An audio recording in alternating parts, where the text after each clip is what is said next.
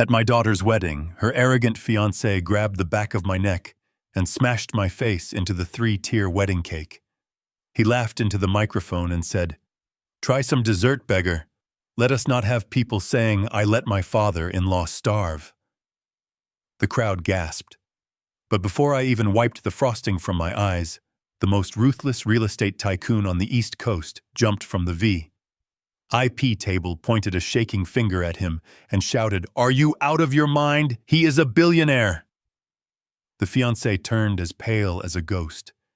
He did not know that just 3 hours earlier I had quietly bought out every single dime of his massive secret debt.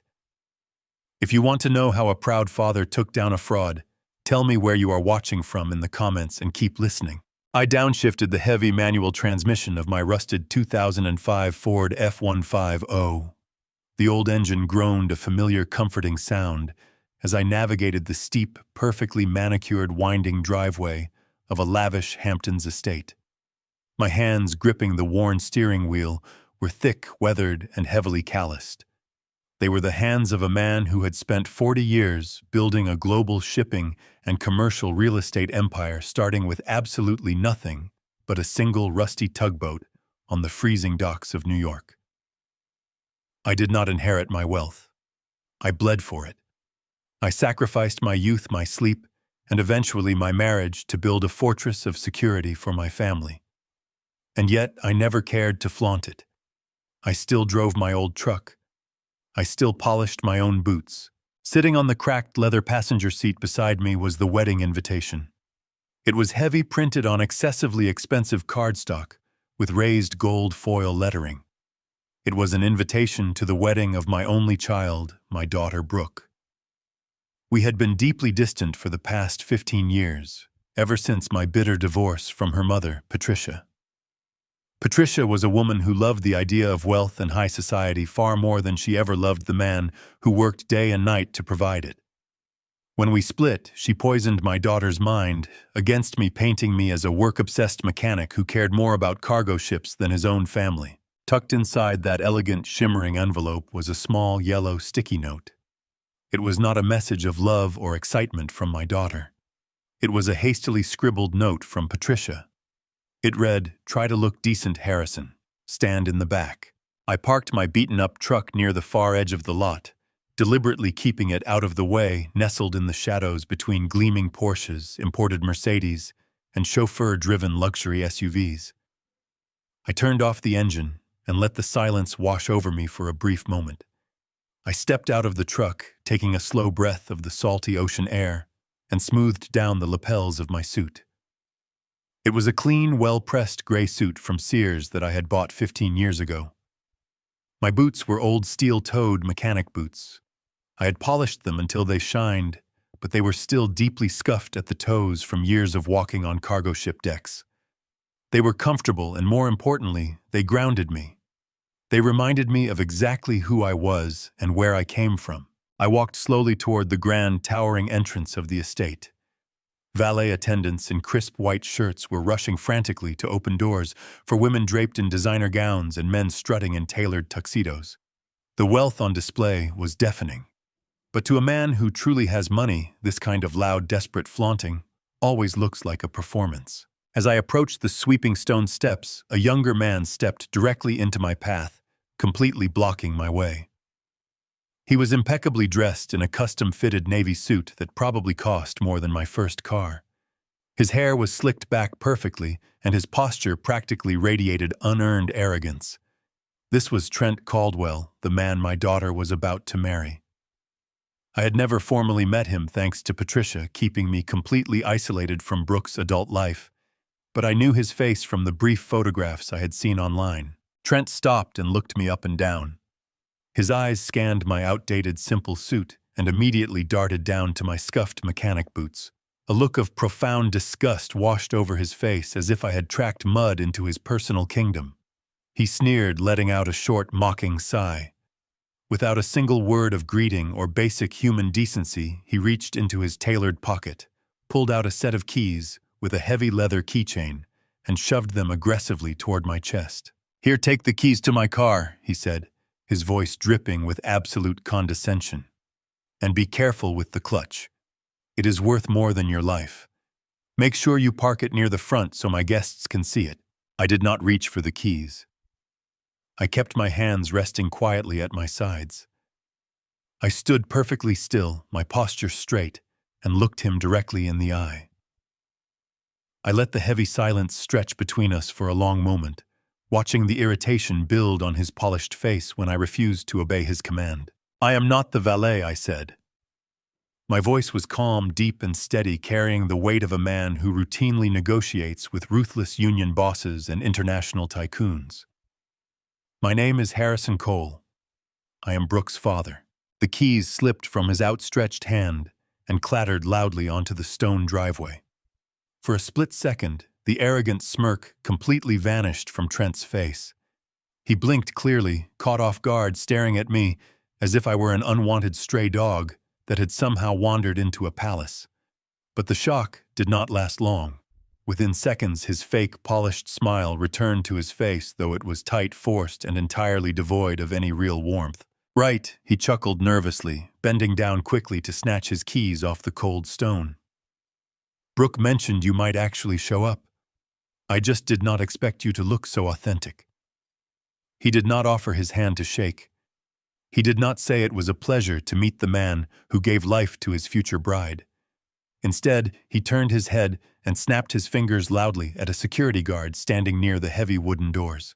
The guard immediately jogged over, looking tense. "Keep a close eye on the old man," Trent ordered, not even bothering to lower his voice to spare my feelings. "Make sure he does not wander into the VIP lounge or bother the catering staff for free food. We have some very important, very wealthy investors arriving soon, and we cannot afford any embarrassing distractions." The security guard nodded, giving me a wary, apologetic look. Trent turned his back to me completely and walked away to greet a group of wealthy-looking guests, laughing loudly and slapping them on the back as if I simply did not exist. I stood there on the steps, the cold ocean breeze blowing against my face. I did not yell. I did not cause a scene.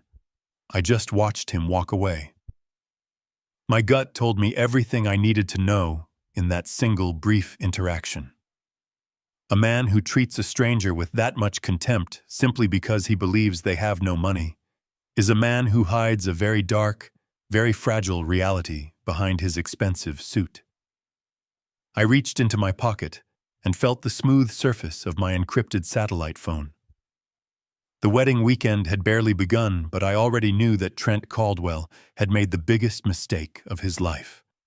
The game was in motion. The grand dining hall of the estate was a masterclass in aggressive opulence. Crystal chandeliers cast a warm glow over tables draped in imported silk. Elaborate floral centerpieces towered above the guests, dripping with rare orchids that cost more than a modest family's monthly grocery bill. A string quartet played softly in the corner, providing a sophisticated soundtrack to the clinking of champagne flutes and the boastful laughter of the coastal elite. It was the hollow theatrical display of wealth Patricia always craved. I found my assigned seat. It was a small, unsteady chair tucked away in the furthest corner of the cavernous room, positioned directly next to the swinging metal doors of the kitchen.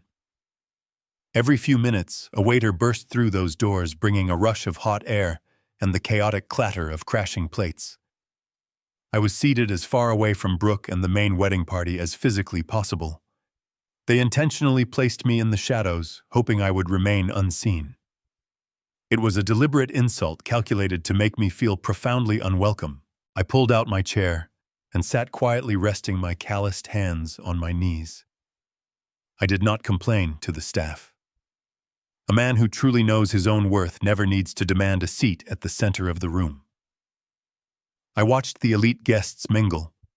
To them, I was just an old man in a dated suit and scuffed boots, an unfortunate blemish on an otherwise flawless aesthetic canvas. Soon Trent's family made their grand entrance. They took their places at the head tables, but not before taking deliberate detours past my dark corner. Trent's mother, dripping in ostentatious jewelry, glanced at my boots and let out a sharp gasp. She leaned toward her sister and whispered loudly, "Can you believe he wore those hideous work boots to a formal dinner? It is absolutely disgraceful." Trent is kind to even allow that riffraff inside the building. They spoke about me as if I were deaf, or simply too insignificant to comprehend their cruelty. I felt a familiar, steady calm settle over my mind. In my 40 years of building a global logistics empire from nothing, I had faced down ruthless international cartel bosses and survived. The petty snickering of these sheltered socialites meant absolutely nothing to me. I took a slow sip of water. Fools always laugh the loudest right before the ground collapses beneath their feet. My ex-wife, Patricia, made her way across the room. She wore a sleek designer gown, her face frozen in a polite smile. But as she approached my table, that smile vanished, replaced by a cold, hardened glare. She stopped beside my chair, her posture rigid with an old resentment. "I told you to stand in the back, Harrison," she said, her voice dropping to a venomous whisper. "But you just had to come inside and ruin the aesthetic. You look like a homeless person who wandered in off the street. I am only here for my daughter." Before I could even respond to her, she reached into her expensive silver clutch. She pulled out a crisp, folded $100 bill. With an aggressive motion, she shoved the money forcefully into the front breast pocket of my old Sears suit. She patted the pocket twice, a condescending gesture that made my jaw tighten. "Take that money," she whispered maliciously. "Use it for gas on your way back to whatever trailer park you currently live in right now. Leave early tomorrow. We do not need your poverty dragging down the wedding photos." She turned on her heels and marched back toward the bright lights. She was expecting me to cause a scene so she could justify kicking me out entirely. I did not give her the satisfaction. I calmly reached into my breast pocket and pulled out the folded bill. I smoothed out the sharp creases on the table. Just then, a young busboy rushed out from the swinging kitchen doors. He looked no older than 19, carrying a massive tray of dirty dishes, his arms trembling under the immense weight. He looked exhausted, stressed, and entirely invisible to the wealthy guests laughing around him. I remembered what it felt like to be that boy. I remembered working consecutive double shifts at the freezing shipping docks of New York Harbor. My hands bleeding just trying to scrape together enough money to keep the heat running. In those days, a single bill could mean the difference between eating and starving. True wealth is not found in an offshore bank account. It is found in knowing the grueling value of hard labor. I never forgot where I came from. As the young busboy rushed past my table, I quietly slid the crisp $100 bill directly under the edge of his tray. He stopped looking down at the money in absolute shock. He looked up at me, his eyes wide with gratitude. I simply gave him a small nod and put a finger to my lips. He mouthed a silent thank you and hurried back into the chaotic kitchen. With that matter settled, I turned my attention toward the center of the room. Trent was holding court at the main table, completely surrounded by an eager audience. He was putting on the performance of a lifetime. He signaled aggressively to the waitstaff, demanding they bring over 3 more bottles of vintage champagne. Those bottles cost $1,000 apiece. He poured the champagne freely, laughing loudly, playing the role of the careless, untouchable billionaire hedge fund manager to absolute perfection. But a man who has spent decades analyzing human behavior sees things that ordinary people miss entirely. I watched Trent very closely. My eyes tracked his every movement, stripping away the shiny, expensive armor of his performance. The head waiter approached Trent from behind, leaning down to discreetly present a leather-bound checkbook containing the preliminary charges for the rehearsal dinner. Trent kept the wide, arrogant smile plastered on his face for his audience. But as he opened the leather booklet and glanced down at the final total, I saw it. It was a microscopic reaction, but to my trained eyes, it was as loud as a gunshot. The muscles along Trent's jawline tightened violently. The color drained slightly from his cheeks. His hand trembled just a fraction of an inch before he gripped the glass harder to compensate. He gave a quick, panicked glance around the room, the look of a hunted animal desperately searching for an exit. He quickly signed the receipt, shoving the booklet back at the waiter, with unnecessary force, his fake smile returning a second too late. I sat right back in my wobbly, uncomfortable chair by the kitchen doors, the deafening noise of the upscale party slowly fading into the background. My gut instinct flared loud, sharp, and undeniable. The lavish theatrical spending, the completely unearned aggressive arrogance, the sheer terror in his eyes when faced with a simple restaurant bill. This boy was not a billionaire. This boy was rapidly drowning. And my only daughter was about to tie herself permanently to his doomed sinking ship. I waited until Trent was momentarily distracted by a group of fawning bridesmaids before I finally made my move.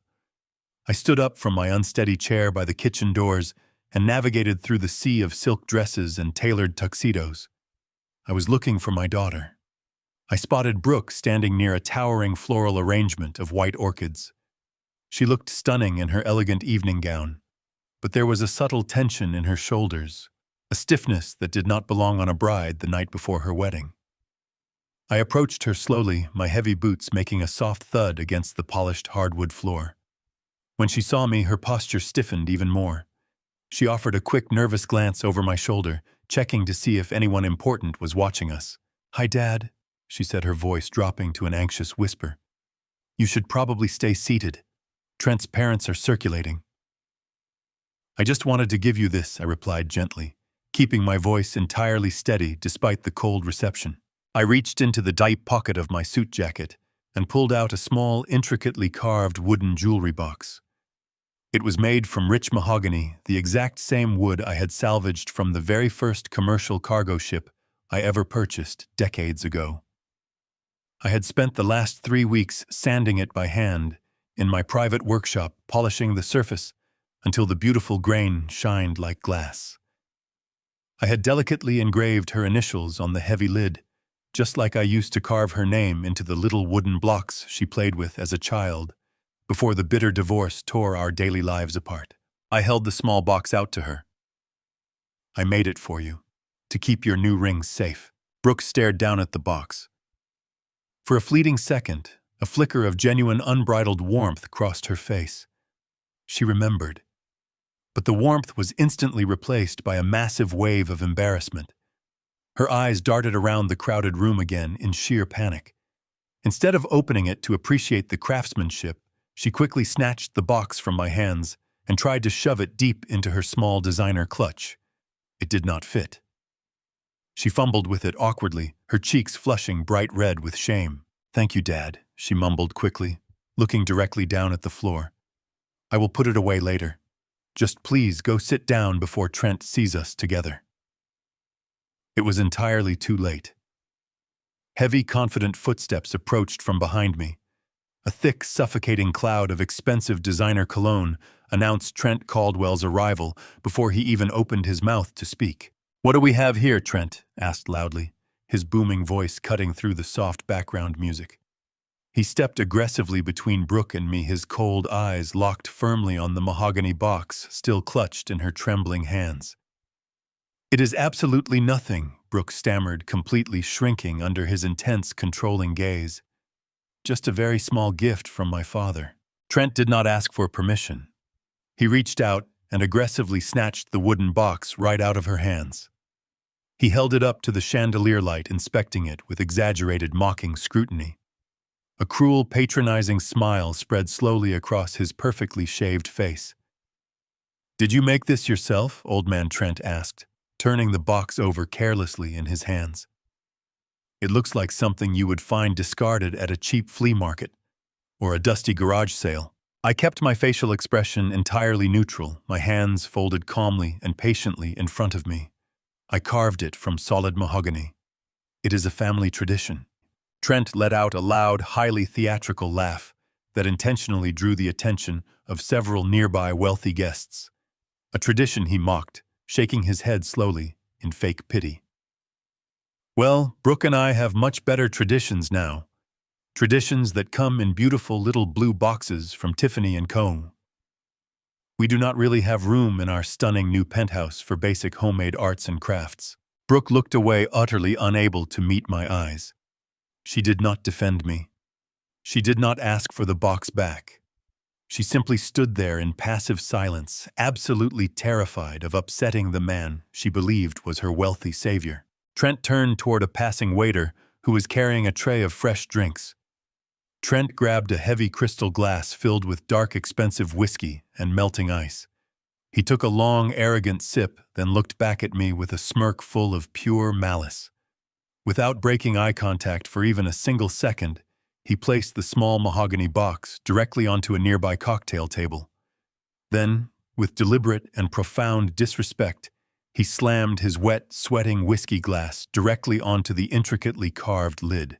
"It makes a fantastic coaster, though," Trent said, a vicious, triumphant glint in his eye. "Thanks for the little contribution, Harrison. Now, if you will excuse us, we have actual guests to entertain tonight." The condensation from the glass immediately began to pool on the polished wood, threatening to ruin the countless hours of labor I had poured into it. Every basic human instinct in my body, every ounce of raw power I commanded, as a man who routinely ruled massive boardrooms and ruthlessly crushed hostile corporate takeovers, screamed at me to grab him by his custom-tailored collar and absolutely destroy his fake world right then and there. But I held back. A predator never strikes when the prey is just testing the waters. I needed to let him feel completely invincible. I took a slow, measured breath, preparing to simply remove the heavy glass and walk away. But before I could even extend my hand, the elegant atmosphere in the room abruptly shifted. The sudden disruption did not come from me. A man forcefully shoved his way past the elegant floral arrangements and marched directly toward our small table. He was certainly not an invited guest. He wore a cheap, heavily scuffed leather jacket over a dark, wrinkled t-shirt. His face was deeply weathered, his nose was slightly crooked, and his dark eyes carried the cold, completely dead stare of a man who collected dangerous debts for a living. He completely ignored the surrounding elite socialites and walked straight up behind Trent. Without speaking a single word, the man in the leather jacket reached out and forcefully grabbed Trent's tailored shoulder. His grip was brutal. Trent spun around quickly, his mouth open wide to shout an insult, entirely ready to unleash his arrogant fury on whoever dared to touch him. But the exact moment Trent's eyes locked onto the man's face, his arrogant mask shattered into a million tiny pieces. The color drained entirely from Trent's face, leaving him looking as pale as a ghost. His jaw trembled. The booming voice he had used to humiliate me just seconds ago completely evaporated into thin, empty air. He was speechless. The man quickly pushed Trent forward. Trent stumbled slightly, his eyes wide with absolute terror, as the stranger forced him aggressively into a very dark, completely empty hallway right behind us. I watched the door swing shut behind them, cutting off the light from the narrow hallway. The live music continued to play a soft jazz melody that felt detached from the sudden violence I had just witnessed. Nobody else in the room seemed to have noticed a single thing. The wealthy guests continued to clink their champagne flutes and laugh loudly, completely oblivious to the fact that the groom had just been manhandled by a thug in a leather jacket. I turned my attention back to Brooke. She was standing stiffly by the floral arrangement, nervously smoothing out the wrinkles on her gown. Her breathing was shallow, and her eyes remained fixed on the hardwood floor. She had seen the exchange, yet she tried desperately to pretend that nothing out of the ordinary had just occurred. I took a slow step toward her, keeping my voice low and calm so as not to startle her. I asked her who that aggressive man was and why he had grabbed Trent with such brutal force. Brooke forced a bright, artificial smile onto her face before turning to look at me. When she finally met my gaze, her eyes were fiercely defensive, guarded by years of the status-obsessed conditioning her mother had instilled in her. She let out a short, dismissive laugh and waved her hand in the air. "Oh, that is just a frustrated contractor," she said smoothly, reciting the lie with the rehearsed precision sought of someone fed a specific script. "Trent manages a $50 million hedge fund, Dad. He is a very important man in the financial district.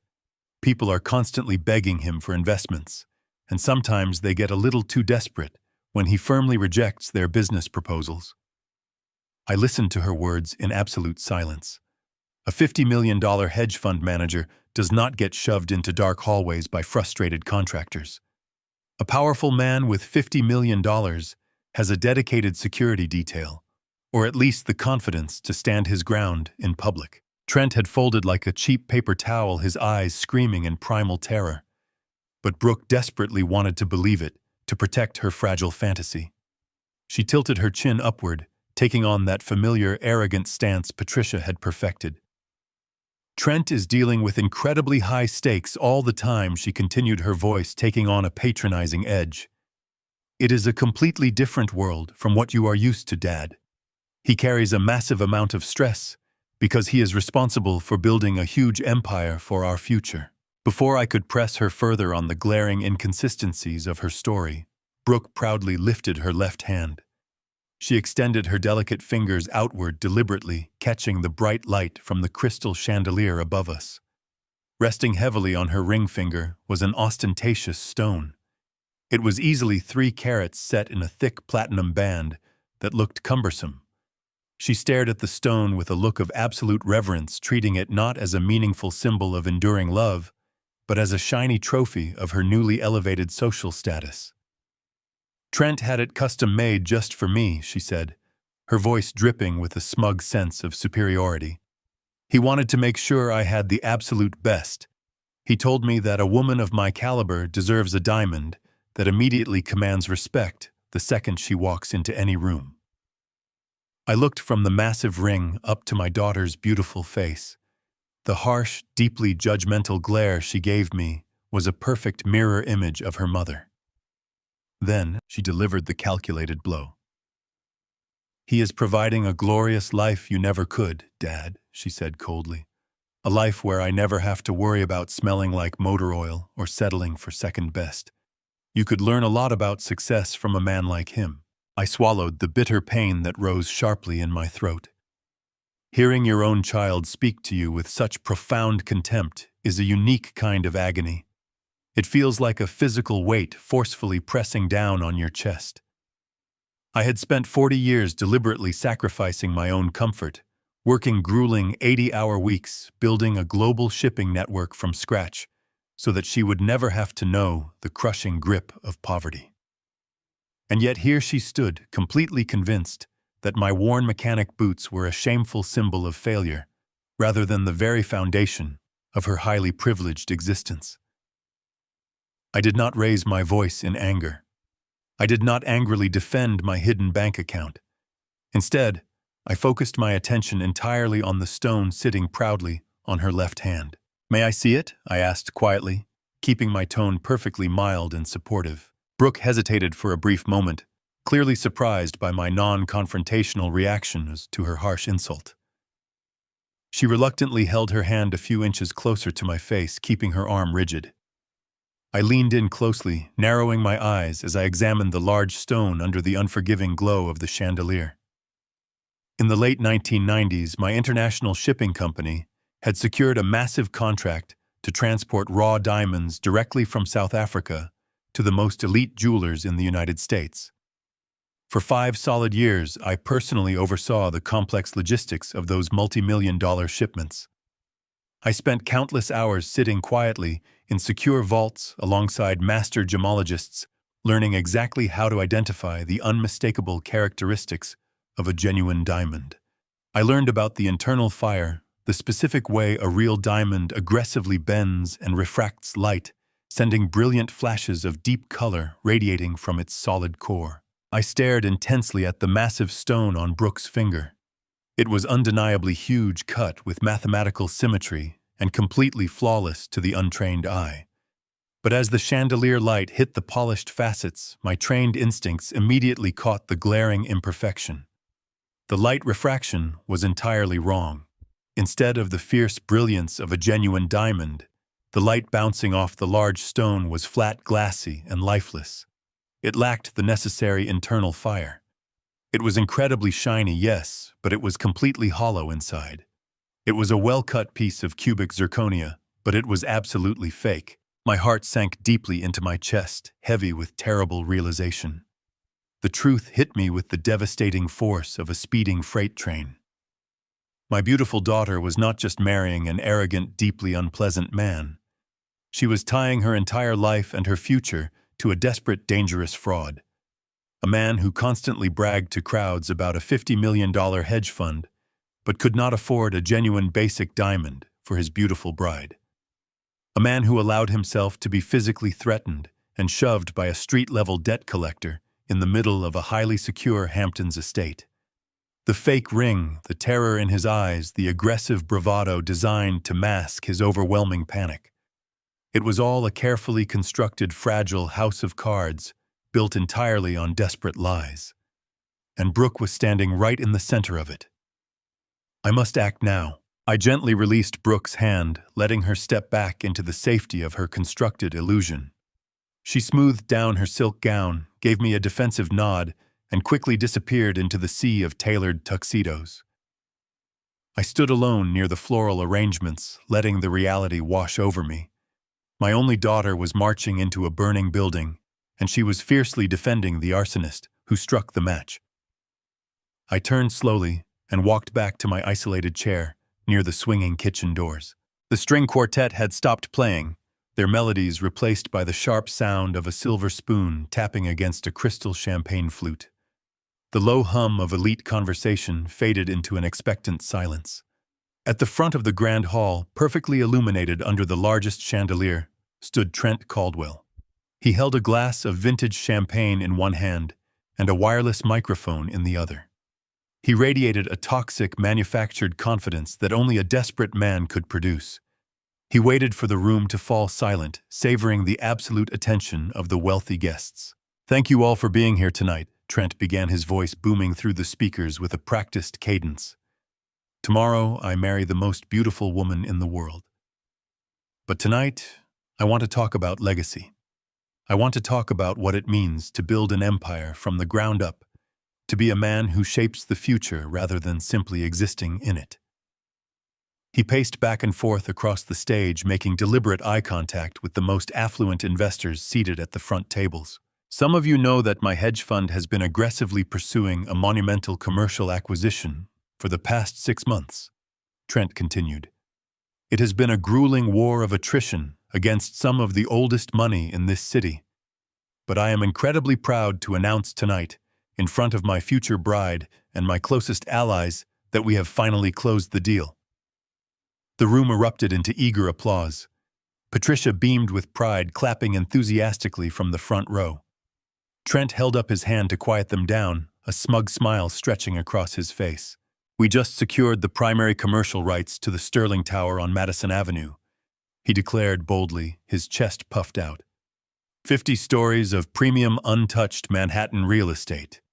It is an absolute crown jewel, and it is officially ours." The applause swelled again, louder this time. Trent waited, letting the adulation feed his fragile ego. Then his eyes scanned the room. His gaze bypassed the billionaires, the socialites, and his beaming fiancé. His eyes traveled all the way to the dark, isolated corner by the kitchen doors. His gaze locked directly onto me. The microphone picked up his soft, mocking chuckle. "You know, building a legacy requires a certain kind of ruthless evolution," Trent said, his tone dropping into a condescending drawl. "It requires leaving the old ways behind." I look around this room and I see the absolute future, but I am also reminded of the pathetic past. Some men, he paused dramatically, gesturing in my direction with his champagne flute. Some men work until they are 70 years old just to afford a rusted pickup truck and a cheap suit. The silence in the room became heavy. They break their backs for decades. Trent continued, his voice dripping with venomous cruelty, convinced that blind, mindless labor will somehow lead to greatness. But true greatness is not earned by sweating in the dirt like a peasant.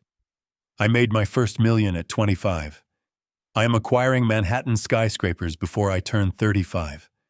Cheers to rapid evolution, and cheers to leaving the dinosaurs exactly where they belong, buried deeply in the past. He raised his glass high into the air. A few of his groomsmen snickered loudly, turning to stare directly at me in my dark corner.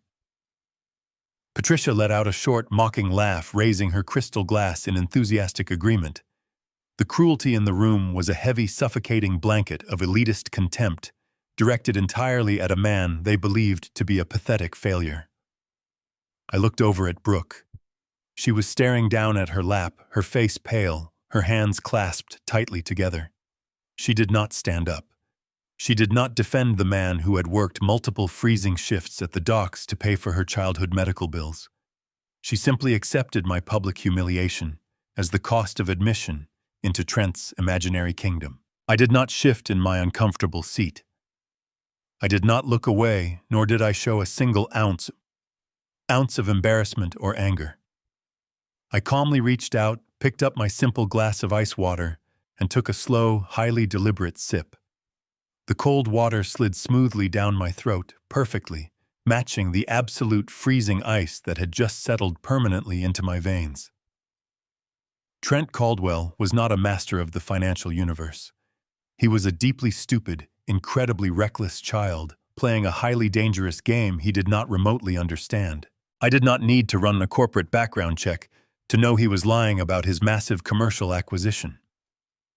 I did not need my aggressive legal team to verify the current operational status of the Sterling Tower on Madison Avenue. I knew exactly who owned that 50-story building. I bought the Sterling Tower 12 years ago during a massive, devastating market downturn. I completely gutted the entire structure, spent $60 million renovating the commercial infrastructure, and placed it permanently inside a private, heavily guarded holding trust strictly under the umbrella of Cole Enterprises. I am the sole absolute owner of the Sterling Tower. There are no outside investors. There is no hedge fund consortium involved. And there is absolutely no active negotiation for its commercial rights with anyone, let alone a petty fraud like Trent Caldwell. Trent had simply picked the most impressive, highly visible building he could think of to desperately impress a room full of wealthy strangers. He was completely unaware that the actual billionaire owner of that exact building was currently sitting at the absolute worst table in the room, wearing a 15-year-old suit and steel-toed mechanic boots. The lie was so unbelievably massive, so easily verifiable to anyone with actual corporate power, that it firmly confirmed my darkest, most troubling suspicions. The scattered puzzle pieces rapidly snapped together perfectly in my mind. Trent was completely drowning in highly dangerous debt. He had a violent street-level debt collector aggressively crashing an exclusive wedding rehearsal. He had pawned a priceless, sentimental family heirloom just to buy a fake cubic zirconia. And now he was publicly fabricating multi-million-dollar real estate deals to desperately project a fragile illusion of extreme wealth. He was not just lying to my daughter. He was lying to his investors, his supposed friends, and whatever violent criminal element he had foolishly borrowed millions from. The dominoes were starting to fall rapidly, and Trent was dancing wildly at the very bottom of the chain, entirely oblivious to the absolute destruction heading his way.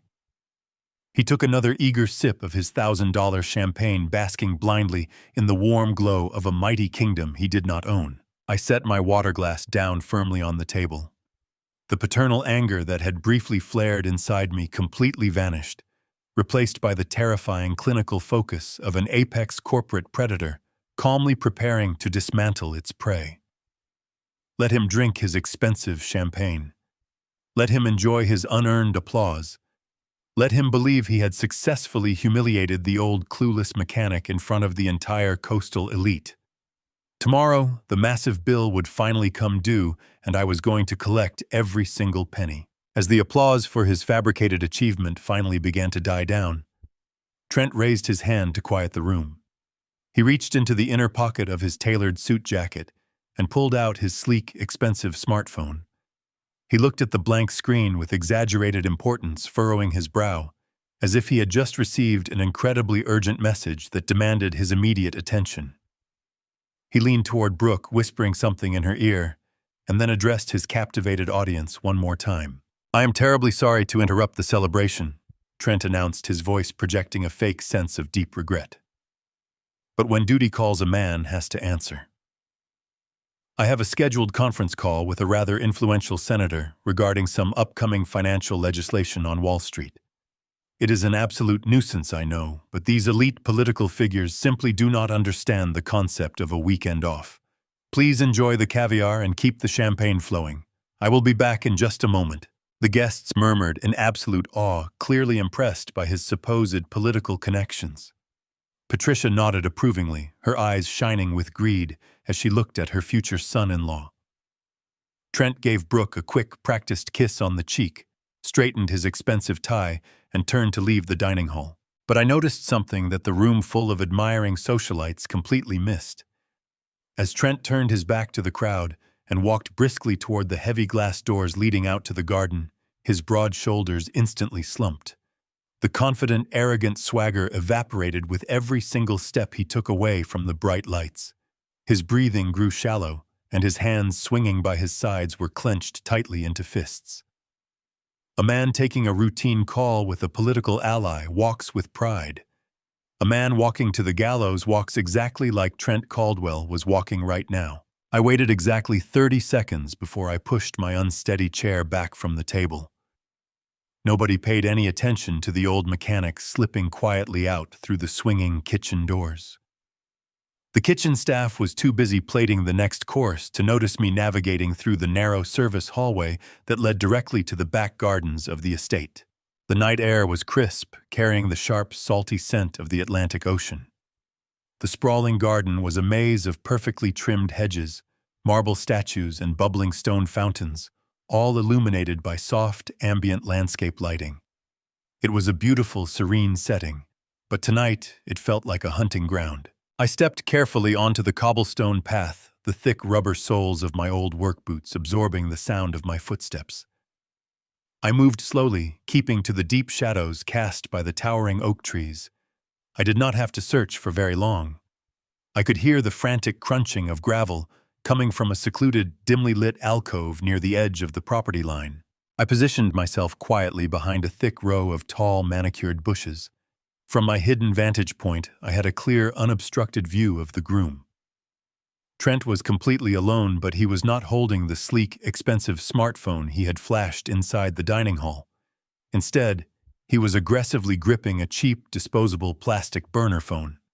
His hands were shaking violently as he punched in a number. The transformation in his demeanor was genuinely shocking. The smooth, untouchable billionaire persona was completely gone. In its place stood a terrified, desperate child. Sweat glistened on his forehead, reflecting the pale moonlight. He tugged frantically at the collar of his custom suit, as if it were suddenly choking him.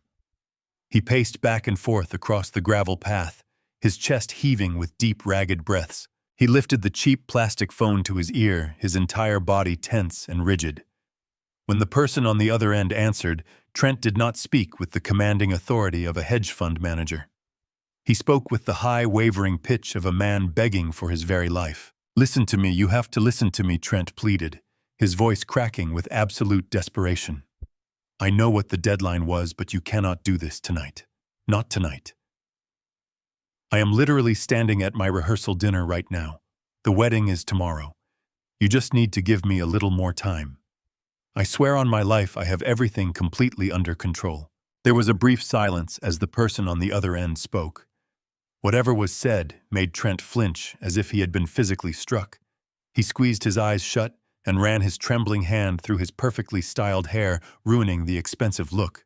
"I am not trying to avoid you," Trent hissed, his tone dropping into a frantic, hushed whisper. "I am telling you the absolute truth. I just need 48 more hours. That is all I am asking for. 48 hours. Once I marry her tomorrow afternoon, the marital trust fund automatically unlocks. Her grandfather left her a massive account, and I will have full legal access to every single penny as her husband. You will get your $4 million back. I will even add a massive interest payment for the delay. Just please do not send anyone else to the venue. You are going to ruin everything if you spook her family." Another heavy silence followed. Trent listened to the final chilling verdict from his ruthless creditor. He let out a desperate, defeated gasp. "Please do not do that," Trent begged, tears of pure terror welling up in his eyes. "I will have the 4 million by Monday morning. I promise you. Just let me marry the girl." The line went dead. Trent stared at the cheap burner phone in absolute horror. A raw, guttural sound of frustration tore from his throat. He violently hurled the plastic device against the brick wall of the estate, shattering it into pieces. He then kicked a heavy landscaping stone with all his might, cursing loudly into the empty night air. He bent over, resting his hands on his knees, taking deep, shaky breaths as he tried to compose his shattered facade. I stood perfectly still behind the thick hedges enveloped in the cold shadows. The blazing siren of my gut feeling had just been proven entirely correct. Trent was not a successful businessman. He was a monumental fraud who owed $4 million to incredibly dangerous people. He was using my daughter, planning to drain her protective trust fund the very second the ink dried on their marriage certificate. He viewed Brooke as nothing more than a convenient, wealthy sacrifice to save his own miserable life. I slowly turned away from the alcove and walked silently back toward the kitchen doors. I did not need to hear another word. The time for gathering simple clues was completely over. It was time to quietly initiate the secret action to protect my only daughter. I would burn his fake empire to the ground and ensure he never ever threatened my family again. The ruthless corporate predator was now fully awake. I slipped silently back through the garden path, leaving Trent to his crumbling reality. When I re-entered the grand dining hall, the atmosphere had completely shifted. The formal dinner service had concluded, and the wealthy guests were migrating toward the marble dance floor. I watched from the shadows as Trent made his reappearance. He strode back into the room with his arrogant swagger, pulling his suit jacket tight and flashing an empty smile. He grabbed Brooke by the waist, pulling her onto the dance floor. They twirled under the crystal chandeliers, the picture of absolute perfection. To the untrained eye, he was a confident billionaire celebrating his final night as a bachelor. But I knew the truth. I knew that beneath the silk and cologne he was sweating with the terror of a man who owed $4 million to absolute monsters. But knowing the truth and proving it to a brainwashed daughter are entirely different battles. Brooke had spent 2 years submersing herself in Trent's fantasy. She would not believe the word of a father she viewed as a bitter mechanic. If I confronted her with nothing but a story about an overheard call, she would immediately run to Trent. He would likely convince her to elope tonight, cutting me out of her life permanently to secure access to her trust fund. I needed physical, undeniable proof. I needed hard evidence that would shatter his illusion so completely that Brooke could not deny what was standing in front of her. I turned away from the dance floor and walked purposefully toward the grand foyer. I exited through the front doors, leaving the loud music behind me. The driveway was a circular expanse of crushed gravel lined with the most expensive luxury vehicles in the world. I stood on the top step, my eyes scanning the glittering sea of automotive engineering. I was looking for one specific vehicle. Earlier that evening, Trent had spent 20 minutes loudly bragging to older investors about his brand-new custom-ordered Porsche 911. Every single word he spoke was a meticulously crafted lie designed to blind the wealthy guests around him.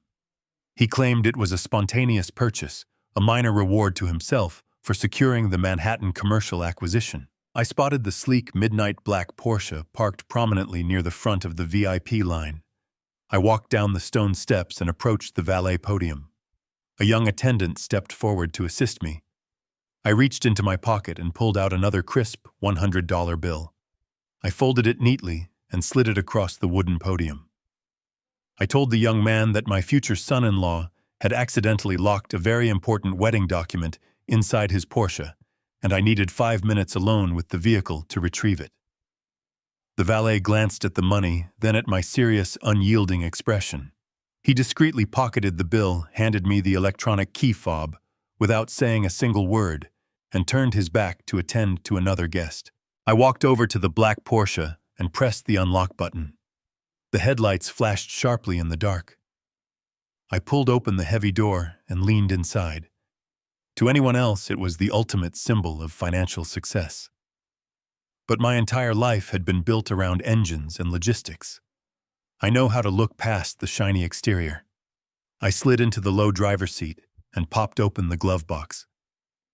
A man who truly owns a high-performance sports car keeps meticulous records. He keeps his registration insurance documents and service warranties neatly organized. The glove box was almost entirely empty, save for a single brightly colored manila folder. I pulled the folder out and turned on the overhead dome light. I opened the cover and began to read the documents inside. The logo at the top of the page did not belong to an exclusive dealership or a premium leasing agency. It belonged to a notoriously shady exotic car rental service located on the outskirts of the city. My eyes scanned the detailed rental agreement. Trent Caldwell had not purchased this car. He had not even leased it. He had rented it precisely by the hour. The contract clearly stipulated a strict 24-hour rental period beginning yesterday afternoon and ending tomorrow morning right before the wedding ceremony. He had paid an exorbitant, highly predatory interest rate just to have the car sitting in the valet lot for a single night, purely to maintain his fragile illusion of wealth. I folded the rental agreement and placed it carefully into the inner pocket of my suit jacket, but my instincts told me there was more to find. A man this desperate always leaves a chaotic trail of mistakes behind him. I began to search the rest of the cabin. As I leaned over to inspect the passenger side floorboard, my hand brushed against a crumpled, heavily creased piece of bright yellow paper shoved carelessly underneath the seat. I pulled the yellow paper out and smoothed the sharp creases against my knee. I held it up to the overhead light. It was a formal legal document stamped with the official seal of the City Housing Court. The bold black letters at the top of the page read, "Final Notice of Eviction." I read the details printed below. The document was addressed directly to Trent Caldwell. It listed a small, extremely modest apartment in a deeply undesirable neighborhood miles away from the affluent financial district he claimed to dominate. According to the court order, Trent was over 6 months behind on his basic rent payments. The landlord had successfully secured a legal judgment against him, and the city marshals were scheduled to forcibly remove his belongings and physically lock him out of the property by next Tuesday. I sat back in the leather seat, the sheer magnitude of his deception washing over me in a cold wave. Trent was not just broke, he was entirely destitute. The self-proclaimed billionaire hedge fund manager, the man who arrogantly mocked my boots, the man who claimed to be buying skyscrapers in Manhattan, was literally days away from being completely homeless. The expensive suit was likely rented. The champagne was being charged to a fraudulent tab he had no intention of paying. And his entire survival, his desperate plan to pay off violent creditors and avoid living on the streets, depended entirely on tricking my daughter into signing a marriage certificate tomorrow afternoon. I carefully folded the bright yellow eviction notice and placed it next to the rental agreement in my breast pocket. I turned off the dome light, stepped out of the rented Porsche, and locked the door behind me. I walked back to the valet podium, returned the key fob to the young attendant, and offered him a small nod of gratitude. The crisp night air felt suddenly electrifying. The heavy burden of uncertainty was completely gone, replaced by the cold, calculated precision of a father preparing for absolute war. Tomorrow, the grand illusion would finally shatter in front of everyone, and I would be the one holding the hammer to smash it into pieces. I walked slowly back up the wide stone steps of the estate. The cold night air had cleared my mind. Every step I took felt grounded. Inside the main hall, the party had reached a fever pitch. The loud, pulsing rhythm of modern dance music vibrated through the heavy wooden doors. I bypassed the crowded ballroom. I had no desire to watch these oblivious socialites worship a false idol. Instead, I navigated through a quiet, softly lit corridor, making my way toward the men's restroom. The heavy mahogany door was slightly ajar. As I pushed it open, the sound of the bass was instantly muted, replaced by the harsh, echoing sound of ragged, panicked breathing. I stepped inside silently, letting the door glide shut behind me. The restroom was a lavish display of marble and brass smelling sharply of citrus hand soap and Trent Caldwell's overwhelming designer cologne. Trent was standing alone at the far end of the long vanity counter. He had taken off his tuxedo jacket and tossed it carelessly onto the spotless floor. His silk tie was yanked loose, hanging crookedly around his neck. He was leaning heavily over the polished marble sink, gripping the brass edges so tightly that his knuckles were white. He turned the golden faucet on full blast and aggressively splashed freezing cold water directly onto his face. He gasped loudly, his shoulders heaving up and down as he fought to pull air into his terrified lungs. He was in the middle of a massive panic attack. The carefully constructed armor of the untouchable billionaire hedge fund manager had melted away, leaving behind nothing but a cornered animal. I stood still near the entrance, observing him with clinical detachment. He muttered desperate, broken curses, staring wildly at his dripping reflection in the wide vanity mirror. For a long moment, Trent was oblivious to my presence. He continued to hyperventilate, splashing cold water onto his pale skin, trying to shock his nervous system back into compliance. As he lifted his head to reach for a hand towel, his wild eyes darted across the mirror and caught my reflection standing right behind him. The transformation was instantaneous and pathetic. The raw terror on his face vanished in a split second, replaced by a sudden surge of manufactured rage. It was the aggressive overcompensation of a weak man who knows he has just been exposed. He spun around, water dripping heavily from his chin and soaking into the collar of his dress shirt. His chest puffed out, his eyes narrowing into a vicious glare. He took 2 fast steps toward me, his dress shoes slipping slightly on the slick marble floor. "What are you doing sneaking around in here, you creepy old mechanic?" Trent spat, his voice shaking. "Are you stalking me now?" I kept my hands casually at my sides, my posture relaxed. "I am simply using the restroom, Trent," I replied smoothly, my voice devoid of emotion. "You look like you are struggling. Do you need me to call a doctor for you?" That simple factual observation broke whatever fragile restraint he had left.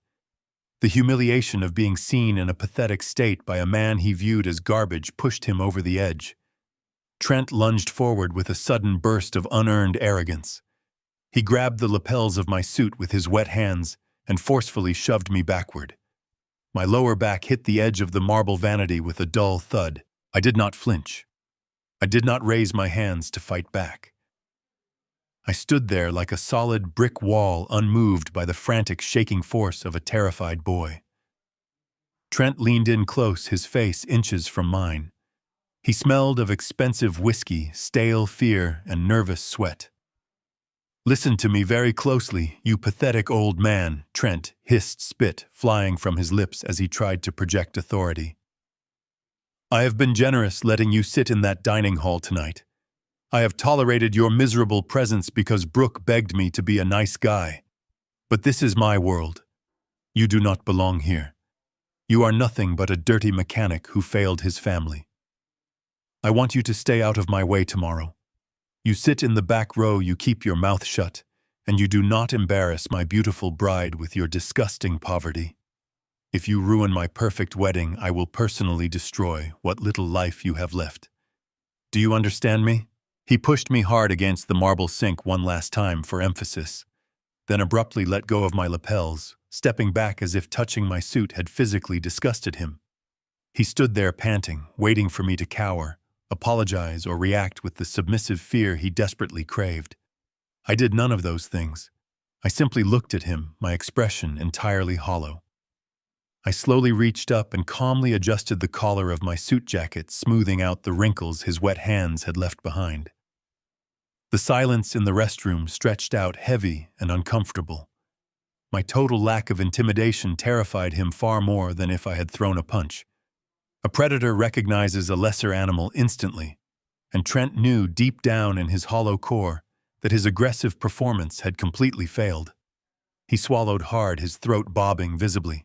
Without waiting for my response, Trent spun around and snatched his tuxedo jacket off the wet floor. He reached blindly into his back pocket to grab his thick leather wallet, intending to shove some loose cash inside it in a manic frenzy. His hands were shaking too violently to maintain basic coordination. As he aggressively shoved the leather wallet back toward the pocket of his tailored trousers, he missed the opening entirely.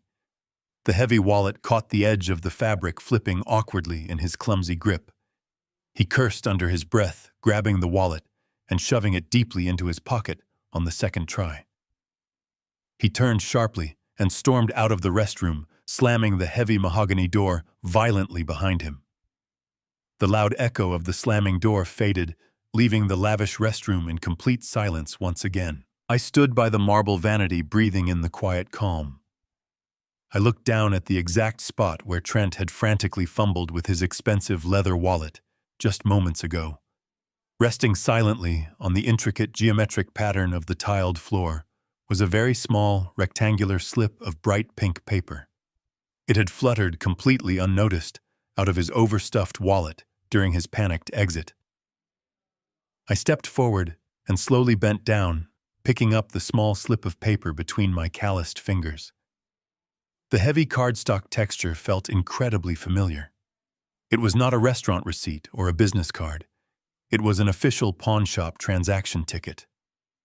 I flipped it over and read the faded black ink printed precisely across the front. The ticket clearly detailed the recent sale of a vintage, highly recognizable diamond necklace, pawned for a fraction of its true value just to desperately fund a cubic zirconia ring. It was the final piece of physical evidence. I held the small pink slip of paper up to the harsh fluorescent lighting of the marble vanity. My calloused thumb traced the faded ink, my mind racing to process the devastating information printed across the heavy cardstock. It was an official transaction record from a notoriously discreet pawnbroker located deep within the Diamond District. The date stamped on the top right corner was exactly 3 months ago. That was the very same week Trent had formally asked for my daughter's hand in marriage. I squinted at the detailed item description, feeling a cold knot form in my stomach. The receipt did not just list a generic piece of jewelry. It explicitly described the exact cut, clarity, and weight of a flawless 3-carat diamond. My breathing slowed as the devastating truth clicked into place. Trent had not purchased a custom ring to shower my daughter with luxury. He had taken the antique family heirloom ring that Brooke's late grandmother had entrusted to him for the proposal. He had ruthlessly ripped the priceless, flawless generational diamond right out of its antique platinum setting. He sold her precious family legacy for quick cash to save his own truly miserable life. To cover his tracks, he had a cheap piece of dull cubic zirconia mounted into her grandmother's original setting. He presented it to Brooke as a massive custom upgrade, preying entirely on her manufactured desire for high society validation. She wore the fake stone proudly, completely unaware that the real diamond, the very symbol of her family history, had been pawned off to a stranger. I read the final payout amount printed boldly at the bottom of the pink slip. It was a massive sum of liquid cash, enough to cover incredibly large, extremely urgent personal expenses immediately, without hesitation. My mind instantly connected the specific date on the pawnshop receipt to another crucial timeline. 3 months ago was the exact same week Patricia had proudly boasted about Trent securing this magnificent, highly exclusive coastal estate for the wedding weekend. She had gloated to anyone who would listen about how Trent had graciously paid the astronomical venue deposit entirely up front in cash. The puzzle was now completely solved.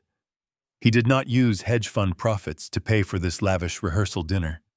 He used the stolen cash from Brooke's own family inheritance to temporarily fund his pathetic grand illusion. Brooke was standing on the precipice of an absolute disaster, enthusiastically preparing to marry a deeply dangerous, utterly desperate fraud.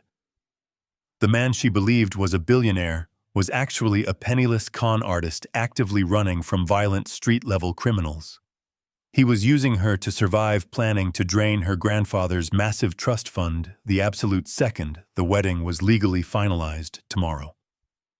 I folded the pink slip precisely in half and slid it securely into my breast pocket, alongside the rented Porsche documents and the legal eviction notice. I now possessed the complete, irrefutable blueprint of his dark deception. The overwhelming temptation to march directly onto the dance floor and publicly drag him out by his rented lapels surged through my veins.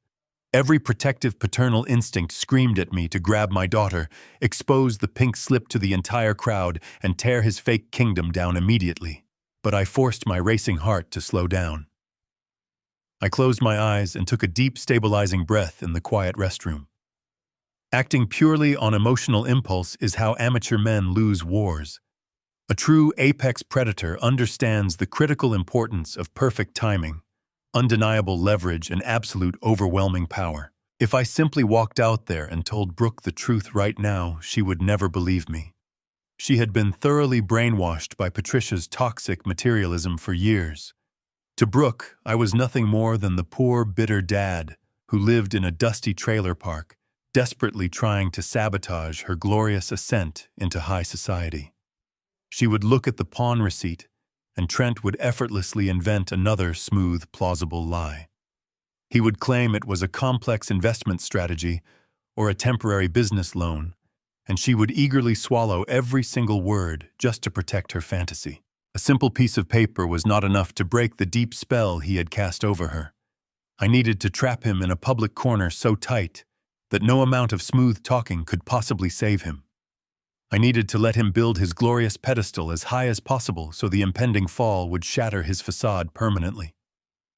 The tension in my jaw finally released as my strategy crystallized. I could not fight this battle dressed as the forgotten mechanic. I needed to bring the full, terrifying weight of my actual financial empire crashing down upon him. I exited the quiet restroom and walked directly through the vibrant, laughing crowd of wealthy guests without saying a word to anyone. I did not stop to look at Brooke, who was still spinning blissfully on the polished marble dance floor in the arms of a complete monster. I did not acknowledge Patricia, who was aggressively waving her empty champagne flute at a passing waiter. I simply pushed open the heavy front doors and walked out into the cool, dark night. I approached the valet, requested my old battered pickup truck, and waited patiently in the damp, refreshing coastal breeze. When the young attendant brought my truck around, he gave me a sympathetic, slightly pitying look, completely unaware that he was handing the keys to a man who could buy this entire estate with a single phone call. I climbed into the torn driver's seat, turned the key in the ignition, and listened to the familiar, comforting roar of the reliable engine. I pulled slowly out of the circular gravel driveway, leaving the bright, hollow mansion far behind me. The drive back to my modest rented motel room on the edge of town was silent, profoundly purposeful, and entirely focused. Once safely inside my quiet room, I pulled my encrypted satellite phone from my duffel bag. This was the direct line I used only for coordinating high-level global logistics and massive corporate acquisitions. I dialed the private number of my chief legal counsel, a brilliant, absolutely ruthless attorney named Marcus. He answered on the second ring, fully accustomed to my late-night operational directives. I instructed him to immediately purchase the entire commercial debt portfolio of Trent Caldwell. I wanted every single loan, every outstanding marker, and every single legal obligation Trent had ever signed transferred to my name. Marcus did not ask unnecessary questions. He simply assured me that my sudden demand would be executed flawlessly before the sun rose over the eastern seaboard. I ended the call and placed the phone carefully on the bedside table. I reached into my pocket, withdrawing the pawn receipt, the rental agreement, and the eviction notice. I laid the 3 pieces of paper side by side on the cheap mattress. Tomorrow, Brooke would walk down the aisle expecting a fairy tale. Instead, I was going to deliver a devastating, unstoppable hurricane of absolute, undeniable truth. Trent Caldwell was about to lose everything. The cheap motel walls were paper-thin, vibrating slightly with the heavy sound of a passing semi-truck on the nearby highway. I stared at the 3 pieces of paper resting on the faded bedspread, the pawn receipt, the rental agreement, and the eviction notice. Marcus was already working on the legitimate financial markets, acquiring whatever visible commercial debt Trent had foolishly accumulated. But the desperate, panicked conversation I had overheard in the garden required an entirely different approach. Commercial banks do not send thugs in cheap leather jackets to physically threaten their clients at formal wedding rehearsals. That kind of aggressive intimidation belonged strictly to the violent shadow economy. I needed absolute security for this next phase. I picked up my keys, stepped out of the dingy room, and walked back to my rusted F-150 parked under a flickering amber street lamp. The coastal air was heavily saturated with thick salt and damp fog. I climbed into the familiar driver's seat and firmly locked the heavy metal doors, completely sealing myself inside the quiet, insulated cabin. I reached down beneath the worn floor mats and popped open a hidden, reinforced steel compartment. I pulled out my primary encrypted satellite phone. This sophisticated device was completely untraceable, completely off the public grid, and reserved exclusively for the most critical high-stakes operations of my global empire. I dialed a specific, heavily encrypted international number. The secure line clicked and connected almost instantly. I was not calling Marcus this time. I was calling Vincent. Vincent was the ruthlessly efficient lead counsel and chief security fixer for the darkest, most aggressive branches of Cole Enterprises. He did not deal with corporate mergers or public relations. He handled the brutal realities of international leverage. Sir Vincent answered, his voice a low, steady gravel that commanded immediate respect. "Vincent," I said, keeping my tone perfectly measured and dangerously cold, "I need you to run a level 1 background check on a man named Trent Caldwell, but do not look at his public financial records. Dig directly into the underground lenders operating in the tri-state area." "Consider it done," Vincent replied smoothly. "What exactly are we looking for tonight?" "Someone in the shadow market is holding a specific highly volatile $4 million marker on him," I instructed. "It is due by Monday morning, and they are already sending physical collectors to intimidate him in public." "I want that debt, Vincent. I want you to locate the exact criminal syndicate holding his paper, and I want you to buy it entirely through our untraceable dummy corporations. Whatever the cartel or the loan sharks want for that marker, double it immediately in untraceable offshore funds. By sunrise tomorrow, I want to be the sole absolute owner of Trent Caldwell's entire life." "I will make the right connections immediately," Sir Vincent stated without a single ounce of hesitation. "I will have full legal ownership transferred to your primary blind trust before the traditional banks even open their doors." I ended the call and placed the heavy satellite phone on the empty passenger seat. I leaned my head back against the worn fabric of the headrest and stared out through the fogged windshield. The flickering street lamp cast long, distorted shadows across the empty parking lot. My mind was a calculating machine, processing the sheer magnitude of the trap I had just laid. For decades, Patricia had aggressively poisoned my daughter's mind with the toxic belief that true power was defined entirely by loud, ostentatious displays of immense wealth. She taught Brooke to blindly worship the shiny, empty shell of a man like Trent, while deeply despising the quiet, relentless labor that actually built the modern world. Trent was the ultimate tragic product of that shallow, greedy philosophy. He had spent his entire adult life desperately accumulating very expensive props. A fake diamond, a rented sports car, a fabricated hedge fund, all meticulously designed to project an absolute illusion of unquestionable dominance. But he had absolutely no structural foundation. He was a hollow, pathetic statue built entirely on fragile, rapidly crumbling sand. Real power does not need to boast loudly at a fancy dinner party.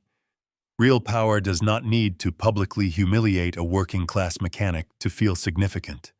Real power is sitting silently in a rusted pickup truck in a deserted motel parking lot at 3 a.m, making a single untraceable phone call that completely buys a desperate man's life, his freedom, and his entire future. I closed my eyes and let the steady rhythm of my breathing calm my racing thoughts. The paternal anger was still there, burning like a massive furnace deep inside my chest, but it was entirely controlled. I was not acting out of petty vengeance. I was executing a necessary surgical strike to officially save my only daughter from a lifetime of absolute ruin. She would undoubtedly hate me for aggressively destroying her perfect fairy tale wedding. She would scream, she would cry, and she would probably try to banish me from her life forever. But a good father does not protect his child to win her immediate temporary approval. He actively protects her because it is his fundamental sacred duty, regardless of the tremendous personal cost. The long hours ticked by incredibly slowly in the cold, silent truck cabin. I watched the thick coastal fog slowly begin to lift as the first faint gray light of a new dawn started to bleed gently into the eastern sky.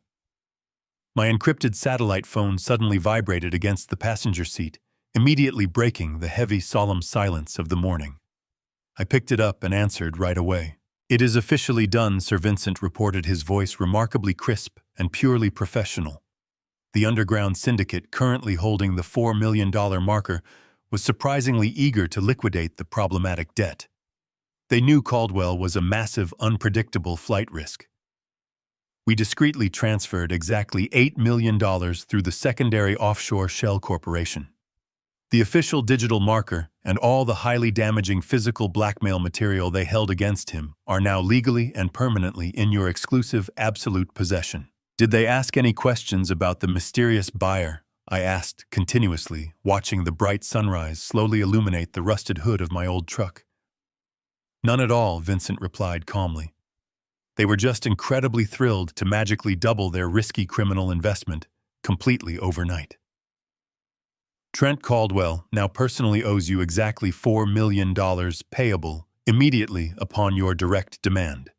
You have absolute, total financial leverage." "Thank you, Vincent," I said quietly. "Stand by for further instructions this afternoon." I ended the call and tucked the phone securely back into the hidden floor compartment. The absolute power I severely needed was finally secured. I stepped out of the heavy truck and walked back to my small motel room. I needed to meticulously prepare for the big wedding. I carefully laid out my old dated Sears suit. I polished my heavy steel-toed boots. I gathered the pawn receipt, the rental agreement, the eviction notice, and the digital confirmation of his massive criminal debt. I folded them perfectly and placed them away. The morning sun broke through the coastal fog, casting a pale light through the curtains of my cheap motel room. I stood before the cracked mirror and buttoned my dated Sears suit. The fabric was stiff, a stark contrast to the custom Italian wool I normally wore. I pulled on my polished, steel-toed boots. I took the folded stack of devastating evidence, the pawn receipt, the rental agreement, the eviction notice, and the digital confirmation of Trent Caldwell's massive criminal debt, and secured them inside my inner breast pocket. They rested against my chest like a loaded weapon. I drove my rusted pickup truck toward the coastal estate. The grounds were already buzzing with chaotic energy when I arrived. Florists were frantically arranging towering displays of white roses. Caterers were shouting orders as they set up outdoor dining tents. I parked my truck near the service entrance, keeping myself entirely out of the way. I needed to remain completely invisible until the right moment. I had not been standing by the doors for 10 minutes when Patricia spotted me. She was marching across the lawn, clutching an expensive clipboard and barking loud orders into a silver earpiece. Her face was tight with the stress of projecting ultimate perfection. When her eyes locked onto me, her frantic energy instantly shifted into targeted malice. She ended her phone call and marched directly toward me. "Harrison, you are completely useless, standing around here like a lost vagrant," she snapped, her voice dripping with toxic condescension. The main delivery truck just arrived at the back gate with the bulk ice for the outdoor reception bars. The catering company is trying to charge us an extra $200 just to unload it. We absolutely cannot afford to waste extra money on basic labor when we are already paying a fortune for this very luxurious venue. Go to the loading dock right now and unload those 50 bags of ice. Try to make yourself somewhat useful for once in your miserable life." I looked at her angry face. A man who controls global shipping routes does not unload delivery trucks to save $200. A man building an inescapable trap plays his assigned role flawlessly. I did not argue. I did not defend my dignity. I lowered my head, offered a submissive nod, and walked toward the gravel loading dock at the rear of the estate.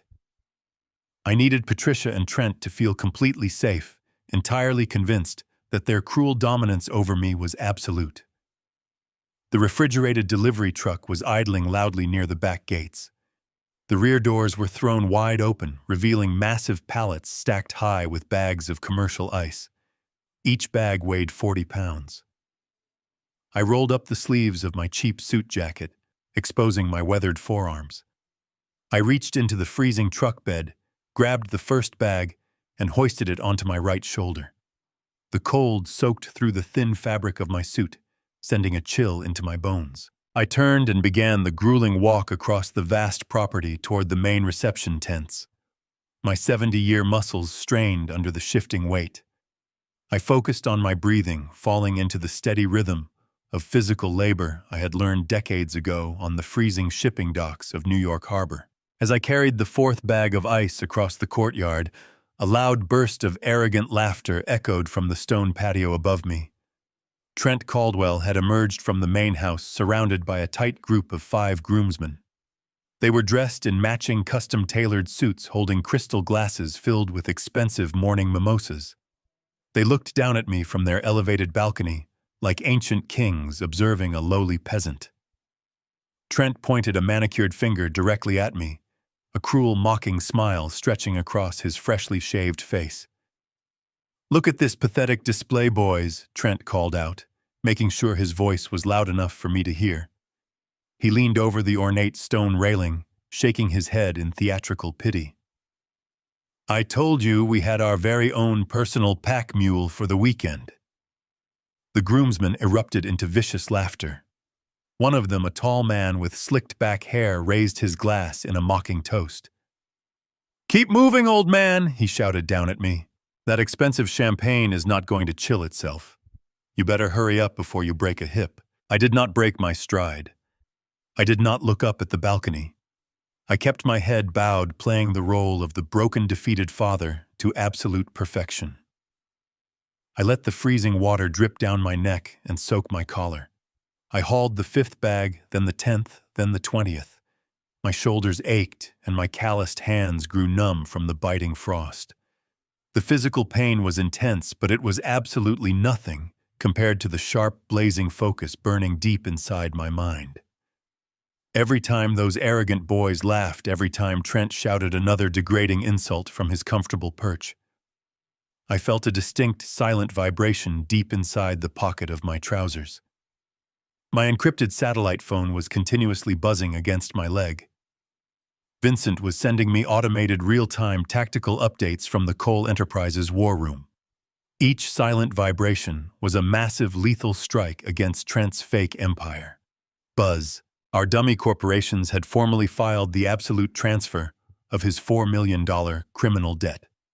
Buzz. The underground syndicate had officially cleared the offshore payment, fully washing their hands of Trent Caldwell forever. Buzz. Our aggressive legal team had successfully frozen all 3 of his primary bank accounts using the newly acquired leverage. Buzz. We had successfully flagged his fraudulent hedge fund operations to the Federal Financial Regulatory Commission. The trap was not just closing, it was snapping shut with bone-crushing, inescapable force. I hoisted the 30th bag of ice onto my aching shoulder. I walked past the rose gardens, listening to the groomsmen continue their relentless mockery. They had no idea they were insulting the apex predator who now owned every single breath Trent took. I carried the 40th bag. Patricia walked past me, offering a smug smirk as she saw the dark sweat stains forming on my old suit. I picked up the 50th and final bag of ice. As I lifted the massive weight, my phone buzzed one last time. It was a long, sustained vibration. The final confirmation. Vincent had secured the ultimate kill switch. I carried the last bag to the outdoor bar and dropped it heavily into the stainless steel cooler. I stood up straight, stretching my stiff back. The labor was finished. The humiliating performance was entirely over. I rolled my damp sleeves down and buttoned my cheap jacket. The sun was fully up now, shining brightly over the massive estate. The wedding ceremony was less than 3 hours away. I looked up toward the stone balcony. Trent was still there, smiling arrogantly, completely oblivious to the fact that he was already a dead man walking. I turned and walked toward the guest seating area, absolutely ready to watch the entire world burn.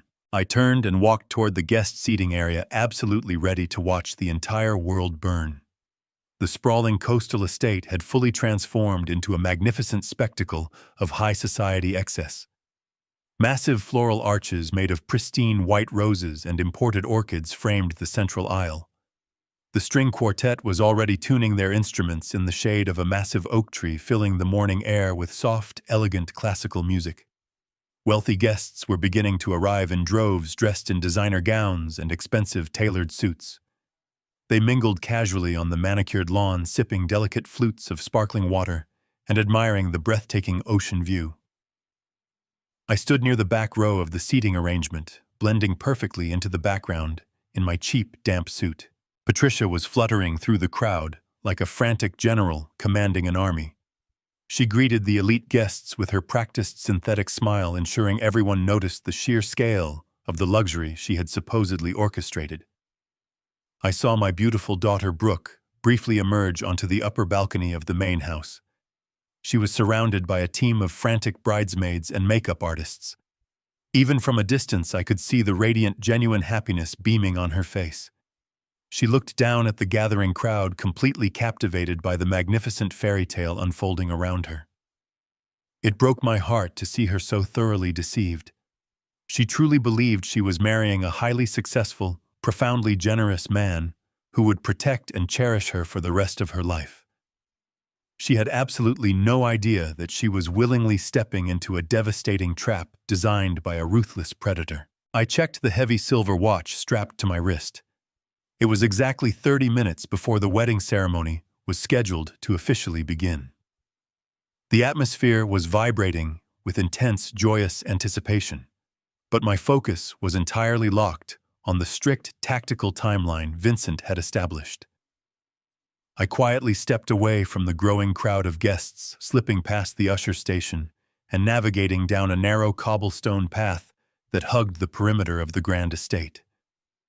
The path led directly toward the rear of the property, wrapping around the bustling catering tents and ending in a secluded shaded alleyway behind the primary service kitchen.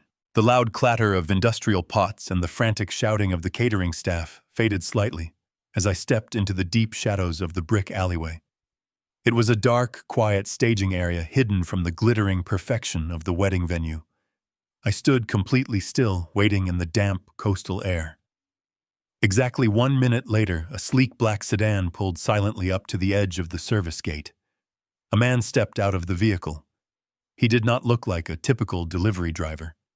He was dressed in a sharp, dark suit, wearing dark sunglasses and an earpiece. He moved with the highly efficient, calculated precision of a professional corporate security operative. He spotted me standing in the shadows and walked directly toward me without a single moment of hesitation.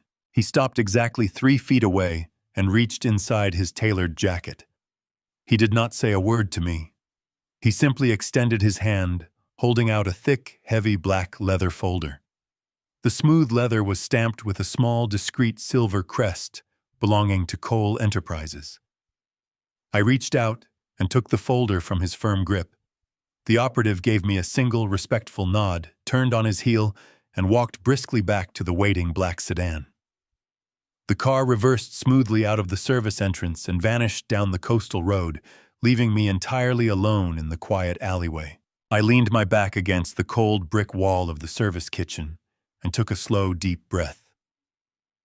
I broke the wax seal holding the leather flap shut and opened the folder. The thick stack of documents inside represented the culmination of the aggressive nocturnal investigation. I expected to see the standard predatory loan agreements, the exorbitant interest rates, and the explicit threats of physical violence associated with the criminal underground. But as I flipped past the initial financial summaries and began reading the core contractual obligations, my blood instantly ran cold. The devastating reality of this deception was infinitely worse than I had ever imagined. Trent Caldwell had not merely borrowed $4 million to maintain his pathetic illusion of wealth. He had not simply signed his own name to a dangerous marker with a violent cartel. He had actively, maliciously committed high-level identity theft. I stared at the bold, black ink printed across the central collateral agreement. There, in stark, undeniable print, was her full legal name. Right beneath it was her exact, highly confidential Social Security number, along with the highly sensitive routing details for her generational marital trust fund. Trent had meticulously forged her signature on the criminal syndicate primary collateral documents. He had deliberately used my innocent daughter as the sole financial guarantor for his massive illegal debt. If Trent defaulted on the $4 million payment, the violent syndicate was not going to break his legs. They were legally and forcefully authorized by those forged documents to completely drain that entire trust fund. He had essentially offered her up as a sacrificial lamb to save his own skin. The sheer sociopathic cruelty of his calculated plan was staggering. He had spent the last 2 years showering her with fake affection, buying fake diamonds, and renting expensive cars solely to gain enough access to her private financial records to execute this massive, devastating theft. A cold, absolute fury settled deep into my bones. The time for observation was completely over. I pulled my encrypted satellite phone from my pocket and dialed the private number. He answered immediately. "Vincent," I said, my voice dropping to a dangerously quiet, hollow register. "I have the black folder. I have seen the collateral agreement." He forged her signature. He used her identity to secure the entire marker. "I saw it too," Sir Vincent replied smoothly. "The level of blatant fraud is truly exceptional. We have the complete digital trail proving he accessed her private financial files exactly 3 days before securing the illegal loan. The trap is perfectly sealed. Finalize the purchase immediately." I ordered, my eyes scanning the bustling courtyard just beyond the alley. "Transfer the absolute maximum amount of offshore funds right now. I do not care what it costs. Buy the debt. Execute the transfer. I want complete, unquestionable ownership of this entire situation." "The funds are transferring as we speak," Sir Vincent confirmed. "The cartel has officially released all claims. You are now the sole exclusive owner of all debt from Trent Caldwell, his fraudulent contracts, and his entire future. He is officially your property." I ended the call and placed the phone into my pocket. The heavy folder felt like a loaded weapon in my hands. The elaborate, deceitful game Trent had played was finally coming to a violent end. I stepped out of the dark alleyway and walked back toward the bright sunlight.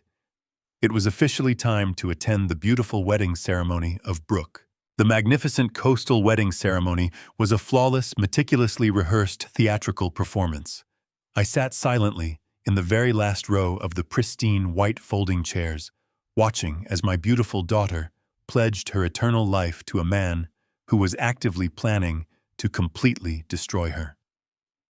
Brooke looked breathtaking in her custom gown, her face glowing with genuine joy as she recited her heartfelt vows. Trent played the role of the devoted, deeply emotional billionaire groom to absolute perfection. He held her hands gently, wiping away a single manufactured tear from his cheek, as he promised to protect her and provide for her forever. The wealthy guests seated in the front rows sighed and murmured in absolute admiration, completely captivated by the beautiful romantic spectacle. I did not shed a single tear. I just sat quietly in the back, feeling the heavy black leather folder resting securely against my chest.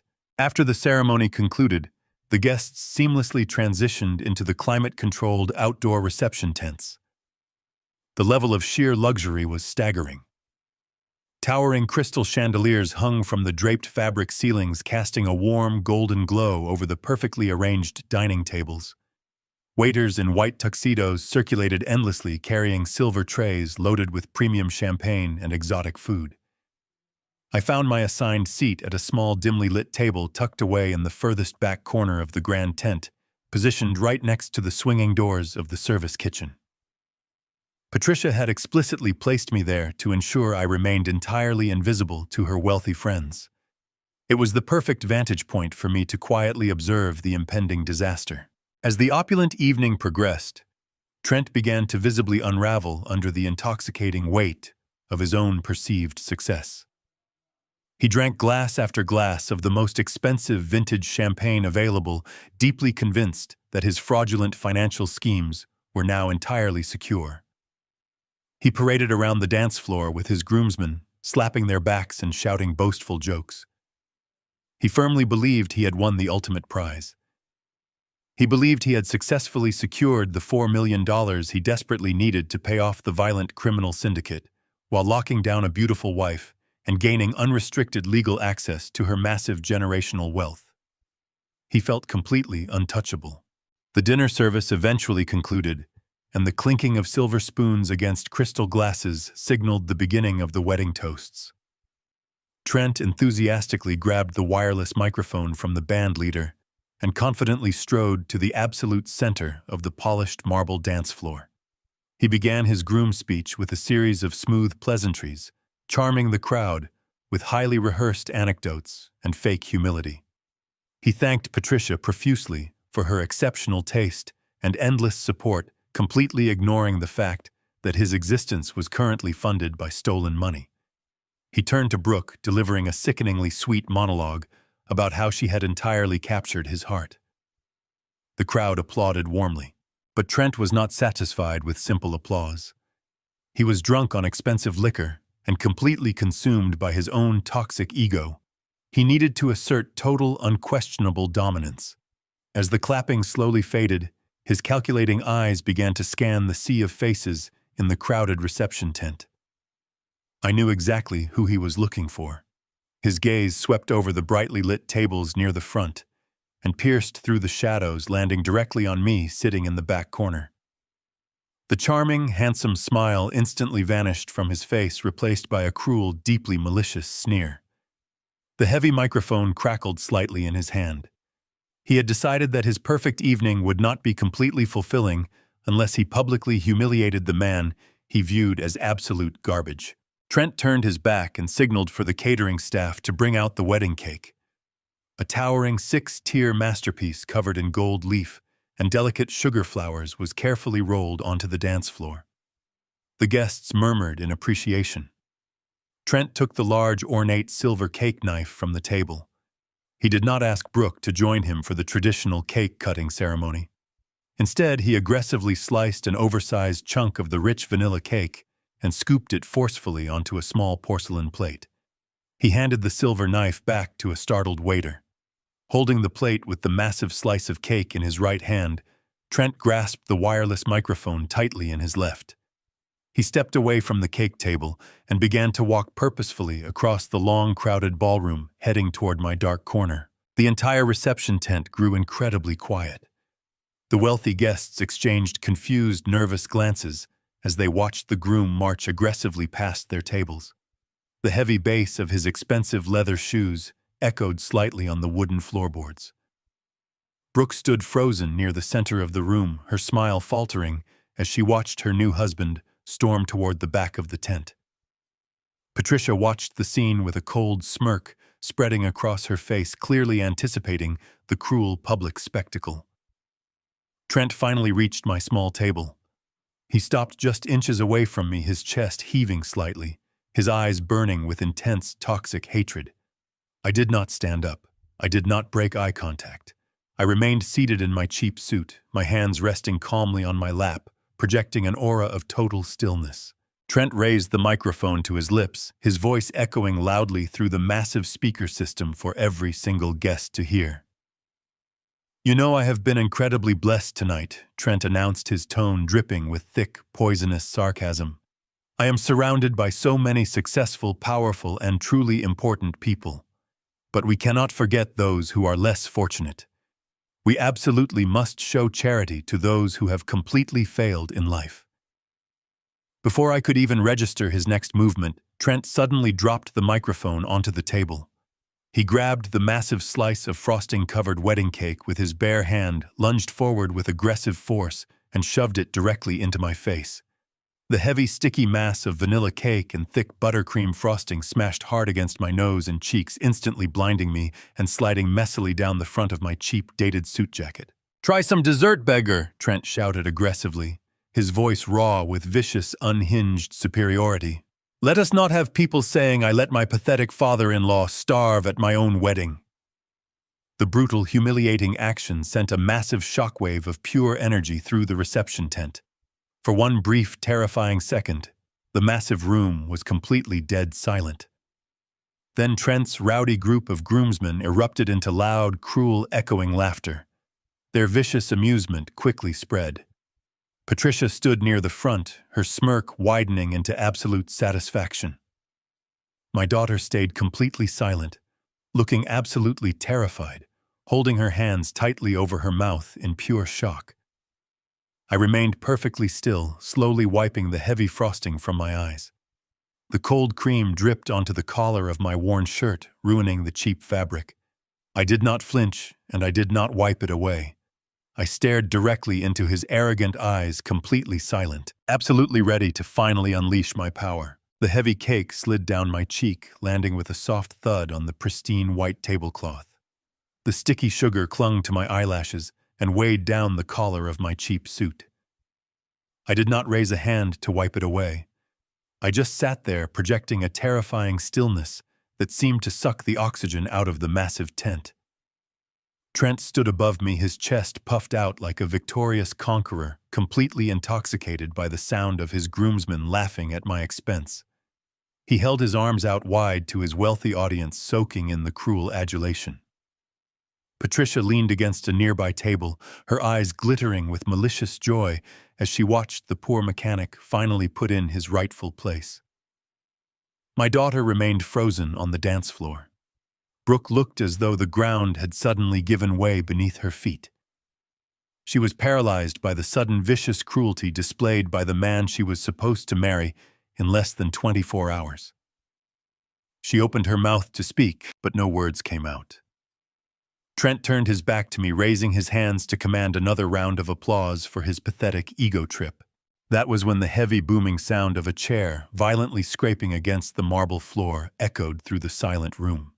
The sharp noise cut through the fading laughter like a gunshot. From a highly exclusive VIP table situated near the front of the stage, a massive figure suddenly stood up. It was Richard Belmont. Richard was a legitimate, ruthless billionaire real estate mogul.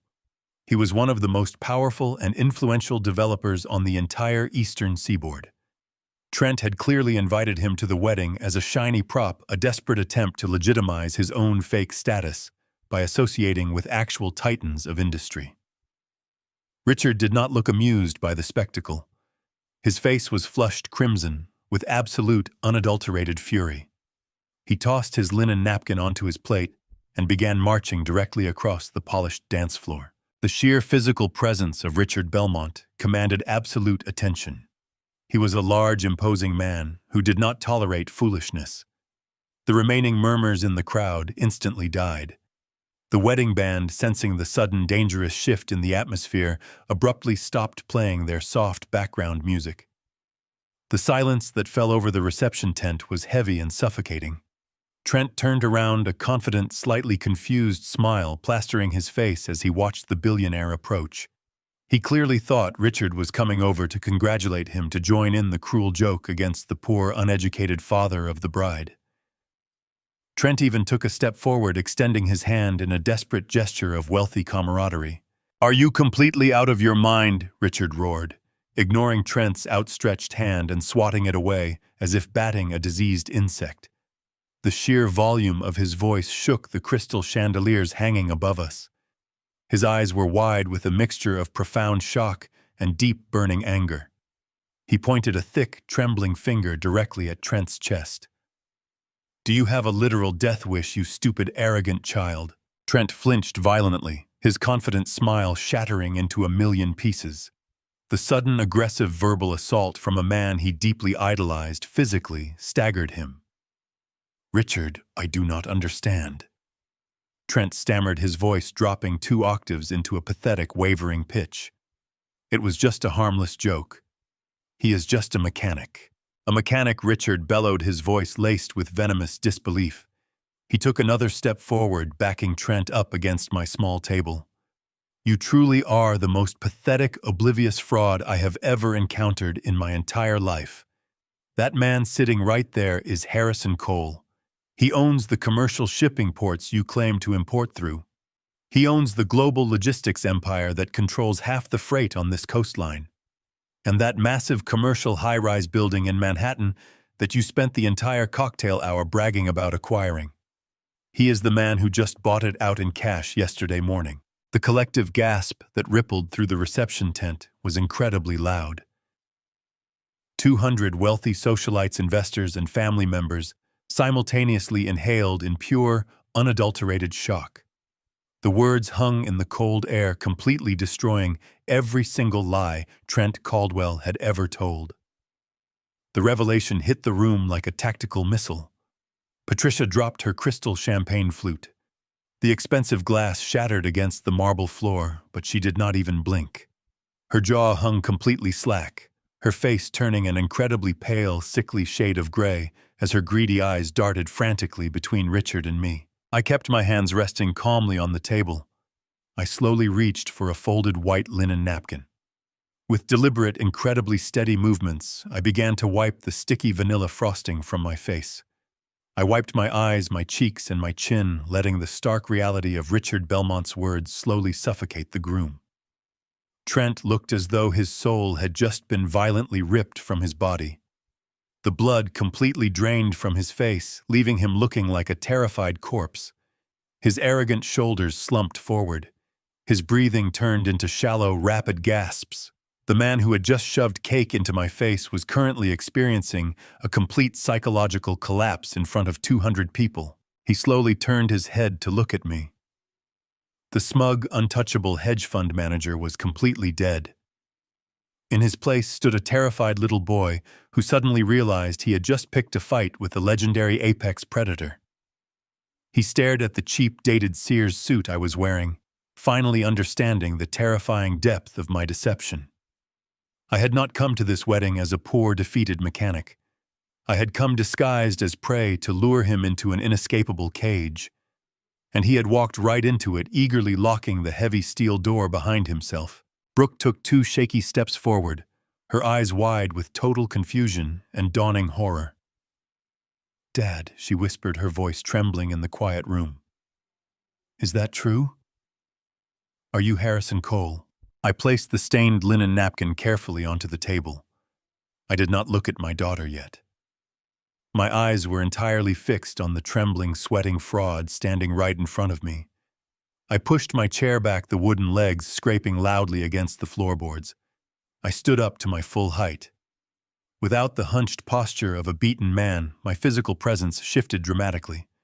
I straightened my ruined collar and looked down at Trent. "Richard is entirely correct," I said very softly.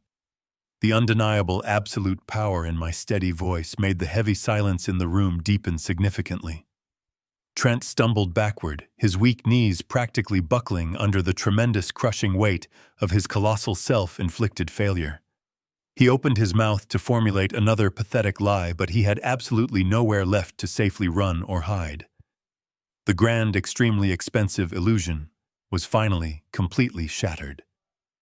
I stepped gracefully away from the small table, leaving the ruined cake behind, entirely prepared to strike the final blow. I maintained my unbroken gaze, letting the heavy silence of the grand reception tent amplify the absolute terror radiating from Trent Caldwell. He had expected me to cower, to retreat into the shadows with frosting dripping from my collar. Instead, I reached for a fresh linen napkin resting on the edge of the table. With slow, methodical, and profoundly steady movements, I wiped the remaining sticky vanilla cake from my face. I discarded the soiled napkin, tossing it onto the floor at his expensive leather shoes. The murmurs of the wealthy guests had completely died away. Richard Belmont stood a few feet away, his arms crossed, watching with grim satisfaction. Patricia looked as though she was about to faint, her manicured hands clutching the edge of a chair for physical support. I stepped forward, closing the distance between me and the man who thought he had conquered my family. The pathetic illusion of the clueless, uneducated mechanic evaporated entirely. I stood tall, my shoulders squared, radiating the cold, hardened authority of a man who commanded an international empire. Trent instinctively took a clumsy step backward, his chest heaving as he finally recognized the catastrophic mistake he had just made. I reached inside the breast pocket of my damp, ruined suit jacket.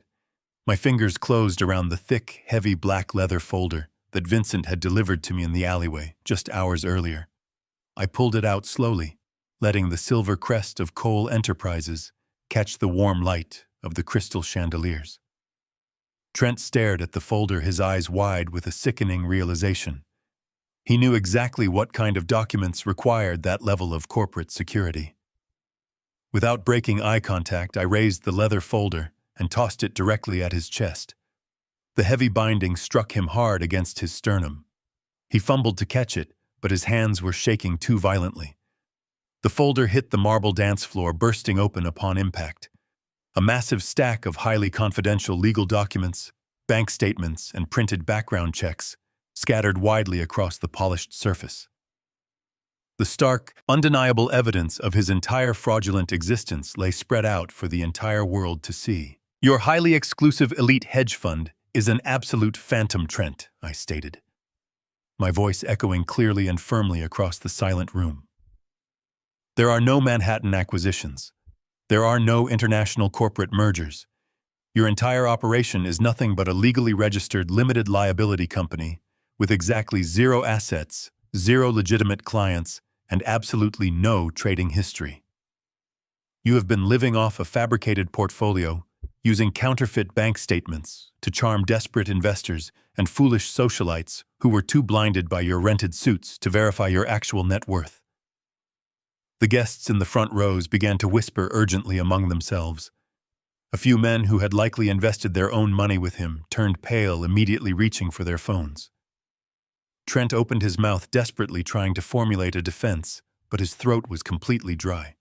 He looked down at the scattered papers, realizing that every single lie he had carefully spun over the last 5 years was permanently documented right there on the floor. I turned my attention away from the trembling coward and looked directly at my daughter.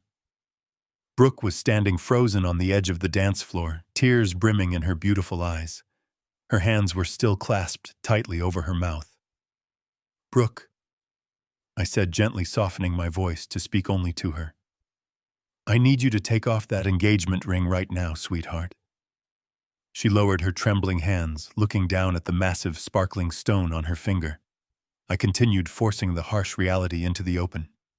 "It is completely made of glass, Brooke. It is a worthless piece of polished cubic zirconia. 3 months ago, the exact same week he proposed to you, the man standing in front of you walked into a shady pawnbroker in the Diamond District. He took the priceless, flawless heirloom diamond that your late grandmother entrusted to him, and he ruthlessly ripped it out of its antique platinum setting. He pawned your family legacy for quick, desperate cash just to pay the venue deposit for this very wedding." Brooke let out a sharp, devastated gasp. She pulled the ring from her finger as if the metal had suddenly burned her skin.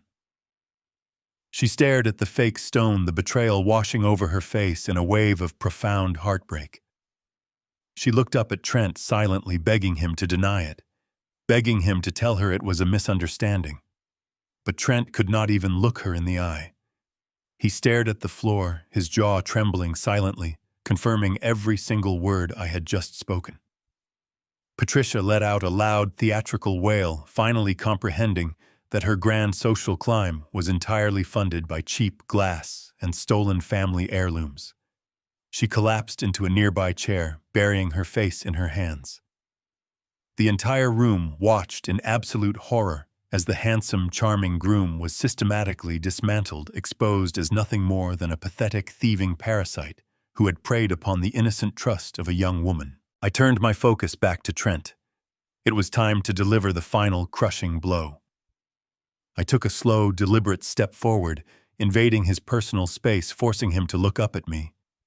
He was completely trapped, pinned between my towering presence and the gathered crowd of furious guests.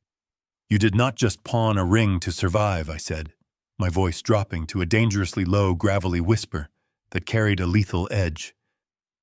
"You borrowed exactly $4 million from an incredibly violent syndicate connected to the Russian mob. You were desperate, and you were cowardly. So instead of using your own name, you committed malicious identity theft. You deliberately used my innocent daughter's highly confidential social security number as the primary collateral for your illegal marker. You legally authorized a cartel to completely drain her generational trust fund in the event of your inevitable default." Trent squeezed his eyes shut, a single tear of pure, unadulterated fear leaking down his pale cheek. His entire body was shaking violently. He knew that the penalty for stealing from those particular lenders was incredibly severe. But your desperate little game ends tonight. I continued my words, striking him like physical blows. As of 6 o'clock this morning, my global corporation aggressively intervened in the shadow market. We purchased that entire debt portfolio through our untraceable dummy corporations. You do not owe the Russian mob a single penny anymore, Trent. You owe me. Your entire pathetic life belongs to me now. I am the sole absolute owner of your $4 million marker, and I am officially calling in the entire loan right now. You have exactly 10 seconds to process this reality before I have my personal security team drag you out of this reception and hand you over directly to the federal authorities for massive financial fraud and felony identity theft. Run away like the miserable coward you truly are, Trent. Get out of my sight and never return to my family. Trent did not run. His legs completely gave out beneath him, unable to support the massive weight of his sudden and absolute destruction. He collapsed onto the cold marble floor of the dance floor, his expensive tailored trousers pooling awkwardly around his knees. The arrogant, untouchable groom who had just shoved cake into my face was entirely gone. In his place was a broken, sniveling fraud. He crawled forward across the polished stone, closing the short distance between us. His hands still sticky with the vanilla frosting he had used to humiliate me reached out desperately. He grabbed onto the scuffed leather of my steel-toed boots, clutching them as if they were his only lifeline in a raging storm. Tears streamed down his pale face, mixing with the sweat of his profound panic. "Please, Mr. Cole." Trent begged, his voice cracking into a high, pathetic whine that echoed terribly through the silent reception tent. "Please, I am begging you. I will do anything you want. I will work for you for the rest of my life. I will be your absolute slave. Just please do not destroy me. Do not let them take me away. I can fix this. I can make everything right." I looked down at the weeping man clinging to my worn boots. There was absolutely no pity in my heart, only a deep, profound disgust. This was the predator who had manipulated my daughter, pawned her grandmother's priceless heirloom, and casually offered her financial future to a violent criminal syndicate just to fund his pathetic illusions of grandeur. I slowly, deliberately pulled my boot back, forcing his grasping hands to slip off the worn leather. I took a step away from him, creating a physical boundary between my family and his toxic existence. "You cannot fix a foundation built entirely on malicious lies, Trent," I said coldly, my voice steady and completely void of emotion. "You made your choices with absolute arrogance, entirely convinced you were the smartest person in the room. Now you will face the absolute consequences of those choices."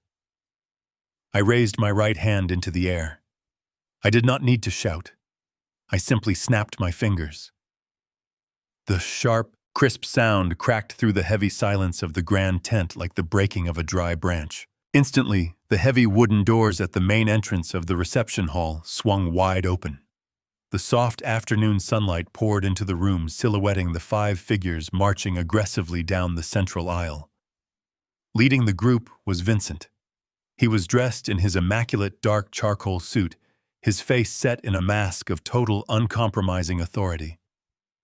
Flanking him on both sides were 4 federal agents wearing dark tactical jackets, their badges prominently displayed on their belts. The crowd of wealthy socialites parted immediately, shrinking back against their decorated tables to clear a wide path for the approaching officers. The sheer, undeniable reality of federal law enforcement entering a billionaire wedding reception sent a wave of terrified murmurs through the elite guests. Vincent stopped exactly 2 feet away from where Trent was still kneeling on the marble floor. He looked at the broken groom with mild contempt, before turning his respectful gaze entirely to me. "We have the warrants fully secured," Sir Vincent stated clearly, handing a thick stack of official judicial documents to the lead federal agent. "The offshore transfers are locked, and the identity theft charges have been formally filed with the federal prosecutor." I offered Vincent a single firm nod. Arrest him for aggravated identity theft, massive wire fraud, and extensive financial conspiracy. I commanded, my voice carrying the absolute weight of a finalized judgment. The two lead agents stepped forward instantly. They grabbed Trent by his expensive suit jacket and hauled him roughly to his feet. Trent thrashed wildly, his panic finally overriding his physical weakness. "No, wait, please, you cannot do this to me!" Trent screamed hysterically, his voice breaking as the cold steel handcuffs snapped loudly shut around his wrists. "Brooke, tell them. Tell your father to stop." But Brooke simply turned her face away, wrapping her arms around her own torso as tears of profound betrayal fell silently down her cheeks. The agents did not hesitate. They spun Trent around and began frog-marching him aggressively down the long central aisle of the reception tent. Trent kicked and wailed, his expensive leather shoes sliding uselessly across the polished marble. His desperate, humiliated screams echoed loudly through the beautiful floral arrangements and crystal chandeliers, providing a perfectly pathetic soundtrack to the absolute destruction of his fraudulent empire.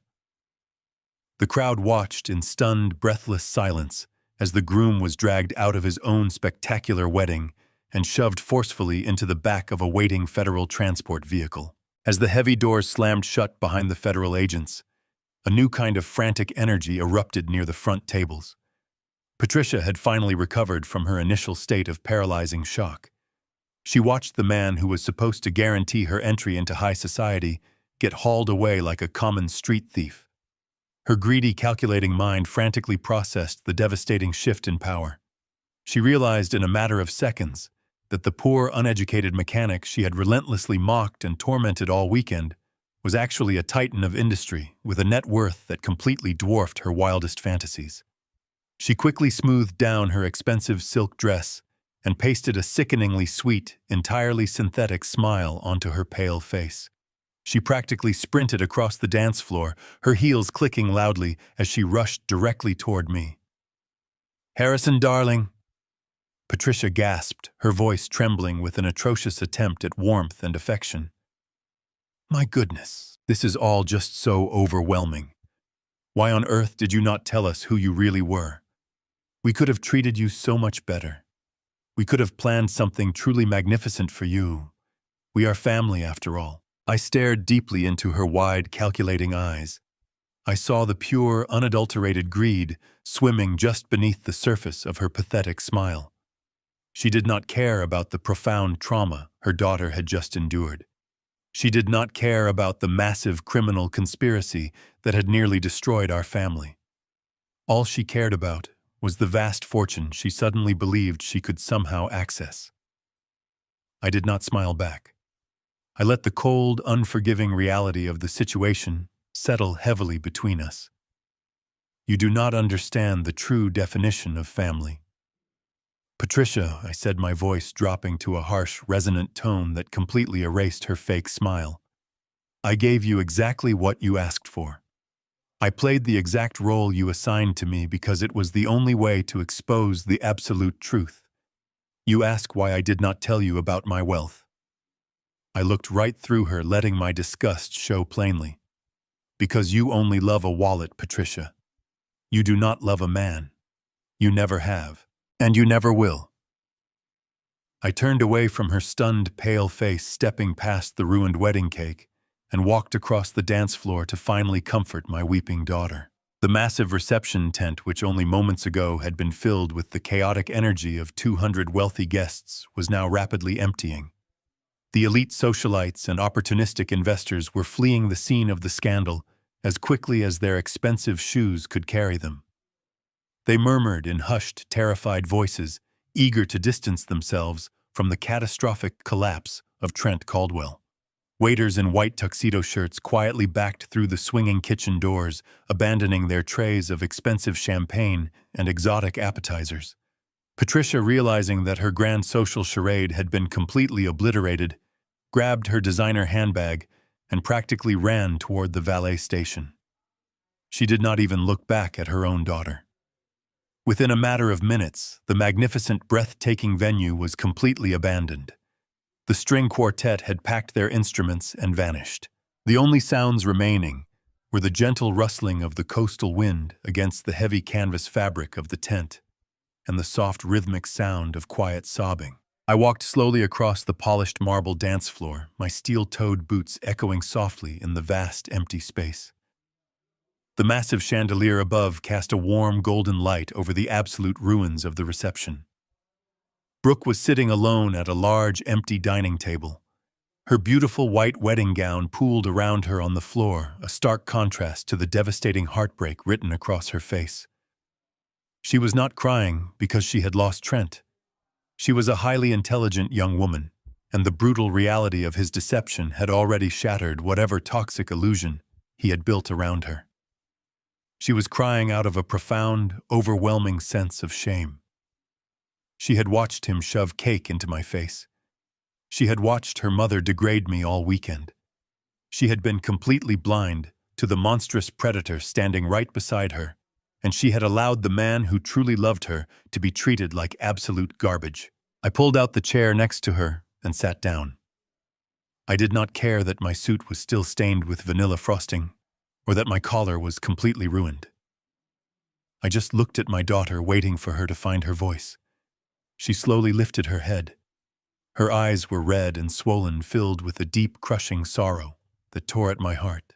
She looked at me, really looked at me, seeing past the cheap clothes and the weathered hands for the first time in years.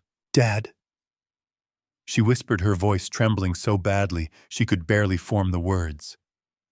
"I am so incredibly sorry. I was so completely blind. I let them treat you like you were nothing. I was so caught up in the fantasy and the beautiful dresses and the grand venues that I did not even see what he truly was.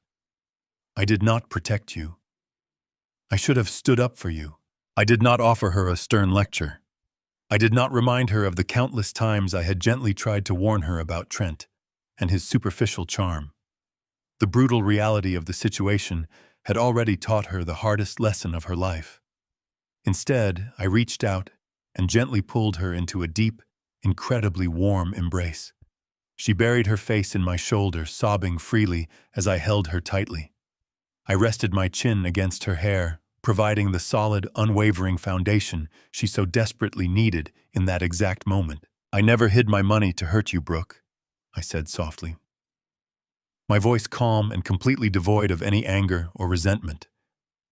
"I hid it because I wanted to protect you from men exactly like him. When people know you have massive wealth, they look at you differently. They stop seeing a beautiful, intelligent young woman, and they start seeing an open vault. They manufacture an entire personality just to gain access to your resources. I wanted you to build a life based on genuine connection, not financial exploitation. I wanted you to find someone who loved you for your heart, not for your generational trust fund. Trent was a predator, and predators are incredibly skilled at wearing the perfect camouflage. You were not stupid, sweetheart. You were just trusting. And he weaponized your beautiful, trusting nature against you." Brooke slowly pulled back from the embrace, wiping her tear-stained cheeks with the back of her hand. She looked down at the empty space on her ring finger, then reached into the small silk clutch resting on the table.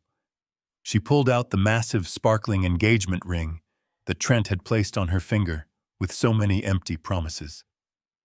She stared at the polished glass stone, a look of profound disgust washing over her face. She reached out and placed the fake ring directly into the palm of my hand. "Take it," she whispered, her voice growing slightly stronger, filled with a new quiet resolve. "I do not ever want to look at it again." I closed my hand around the worthless piece of glass and slipped it into my pocket. I stood up and offered her my hand. "It is time to go home, Brooke," I said gently. "The illusion is completely over. It is time to step back into reality." She took my hand, lifting the heavy skirts of her custom designer gown, and stood up. Together we walked away from the empty tables, the shattered crystal glasses, and the ruined cake. We walked out of the grand fake palace that Trent had built with stolen money and forged signatures. The warm coastal sun was beginning to set, casting a brilliant orange and purple glow across the sky. The manicured lawns were entirely deserted. We walked past the empty valet station and headed directly toward the rear service parking lot. My old rusted pickup truck was sitting exactly where I had parked it earlier that morning. It looked completely out of place against the backdrop of the massive stone estate, but to me it looked absolutely perfect. I opened the heavy passenger side door. The hinges creaked loudly in the quiet evening air. Brooke climbed inside her expensive wedding dress, filling the worn, cracked vinyl seat. I closed her door securely, walked around the front of the rusted hood, and climbed into the driver's seat. I inserted the key into the ignition and turned it. The old, powerful V8 engine roared to life with a deep, vibrating rumble that shook the entire frame of the truck. In that quiet, deserted parking lot, the loud, unrefined mechanical roar sounded exactly like a triumphant victory cry. We pulled out of the service entrance and drove down the coastal highway, leaving the deceit, the fraud, and the shallow world of Patricia and Trent entirely behind us. The months that followed that explosive wedding day were a period of intense, necessary healing for my daughter. We spent a lot of time together simply sitting on the porch of my quiet home drinking coffee and rebuilding our relationship from the ground up. Without the toxic influence of Trent or the suffocating vanity of Patricia, Brooke finally began to rediscover her true self. She started working alongside me at Cole Enterprises, learning the actual mechanics of our global operations from the bottom up. She realized that true success was not found in rented sports cars or fake diamond rings. It was built through quiet dedication, unwavering integrity, and genuine hard work. She learned how to manage her trust fund responsibly, establishing strict legal boundaries to ensure she would never be vulnerable to another financial predator. As for Trent Caldwell, the federal justice system completely dismantled his entire existence. The evidence we provided was absolutely overwhelming. He faced multiple federal charges for massive wire fraud, aggravated identity theft, and criminal conspiracy. The violent syndicate he had attempted to borrow from was also heavily investigated, leading to a massive crackdown on their illegal lending operations. Trent was sentenced to 15 years in federal prison. There were no designer suits or expensive champagne in his new reality. He was finally forced to face the absolute undeniable consequences of his extreme arrogance. Patricia, humiliated by the entire public ordeal, quietly moved away to a different state, unable to face her former social circle after her complete financial and moral bankruptcy had been exposed to the world. If you are listening to this story right now, I want you to walk away with a profound, unshakable understanding of the world. Predators do not always look like monsters. Sometimes they wear custom-tailored suits, drive expensive cars, and say absolutely everything you want to hear. They prey on kindness. They manipulate trust. They use superficial charm to blind you to their true intentions. You must always protect your peace, your identity, and your resources. Never let anyone pressure you into rushing a commitment, and never ignore the quiet, persistent warnings of your own intuition. True value is not measured by the price tag on a venue or the size of a diamond. True value is measured by respect, honesty, and the willingness to stand by someone when the entire world falls apart. If you enjoyed this story and found value in the lessons we learned the hard way, please take a moment to interact with this video. Hit that like button right now to support this channel and help these important stories reach more people who might desperately need to hear them. Subscribe to the channel so you do not miss any of our upcoming life stories, and please make sure to turn on your notifications. I would absolutely love to hear from you in the comments section below. Tell me exactly where you are watching this video from today, what time it is in your city, and what you would have done if you were in my shoes. Have you ever encountered someone who tried to manipulate you for their own financial gain?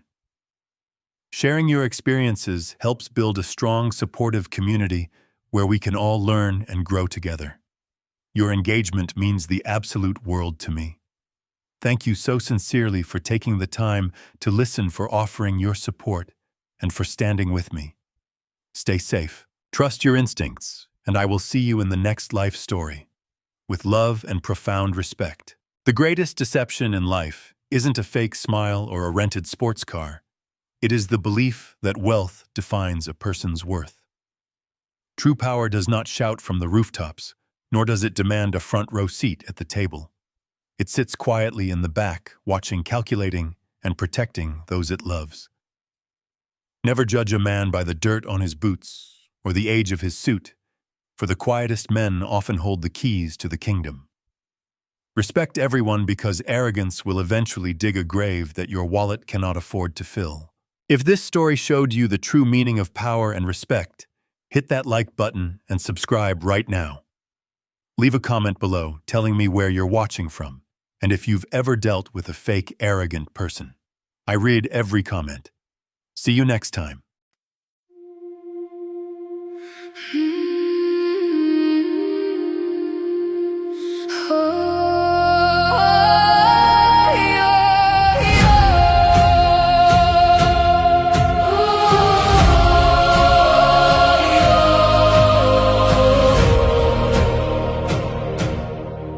I used to ride upon your shoulders, thinking you could touch the sky. Every road felt less uncertain when I saw the world through your eyes. You were stronger than the mountains, taller than the northern pines. And when the winter winds were coming, you would stand between them and I. Time kept moving like the river, years slipped slowly out to sea. But no matter where life took me, you were always part of me.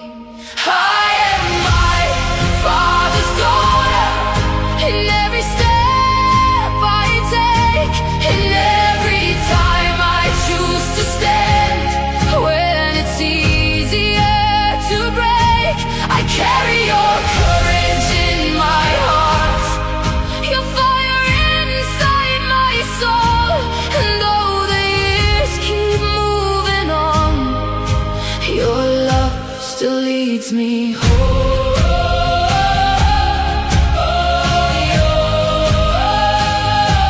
You taught me strength is not in power, but in kindness when it's hard.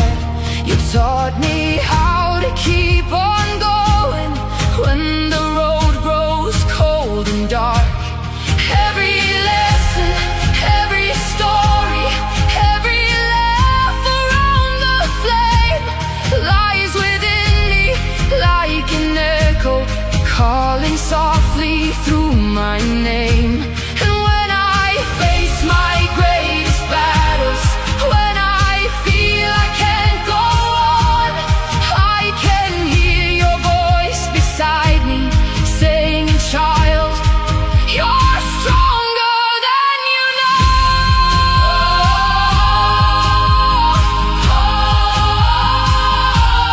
I am my father's daughter, in every step I take, in every time I choose to stand. When it's easier to break, I carry your courage in my heart, your fire inside my soul. And though the years keep moving on, your love still leads me home.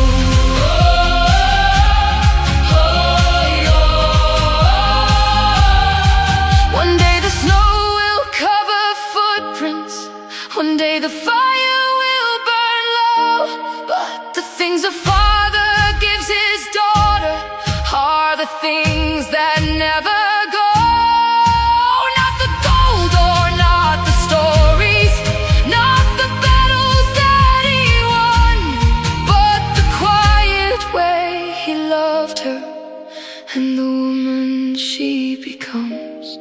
I am my father's daughter, and I always will remain. Through every triumph, every loss, through every joy and every pain, the world may change around me, the stars may fade above, but I will always carry with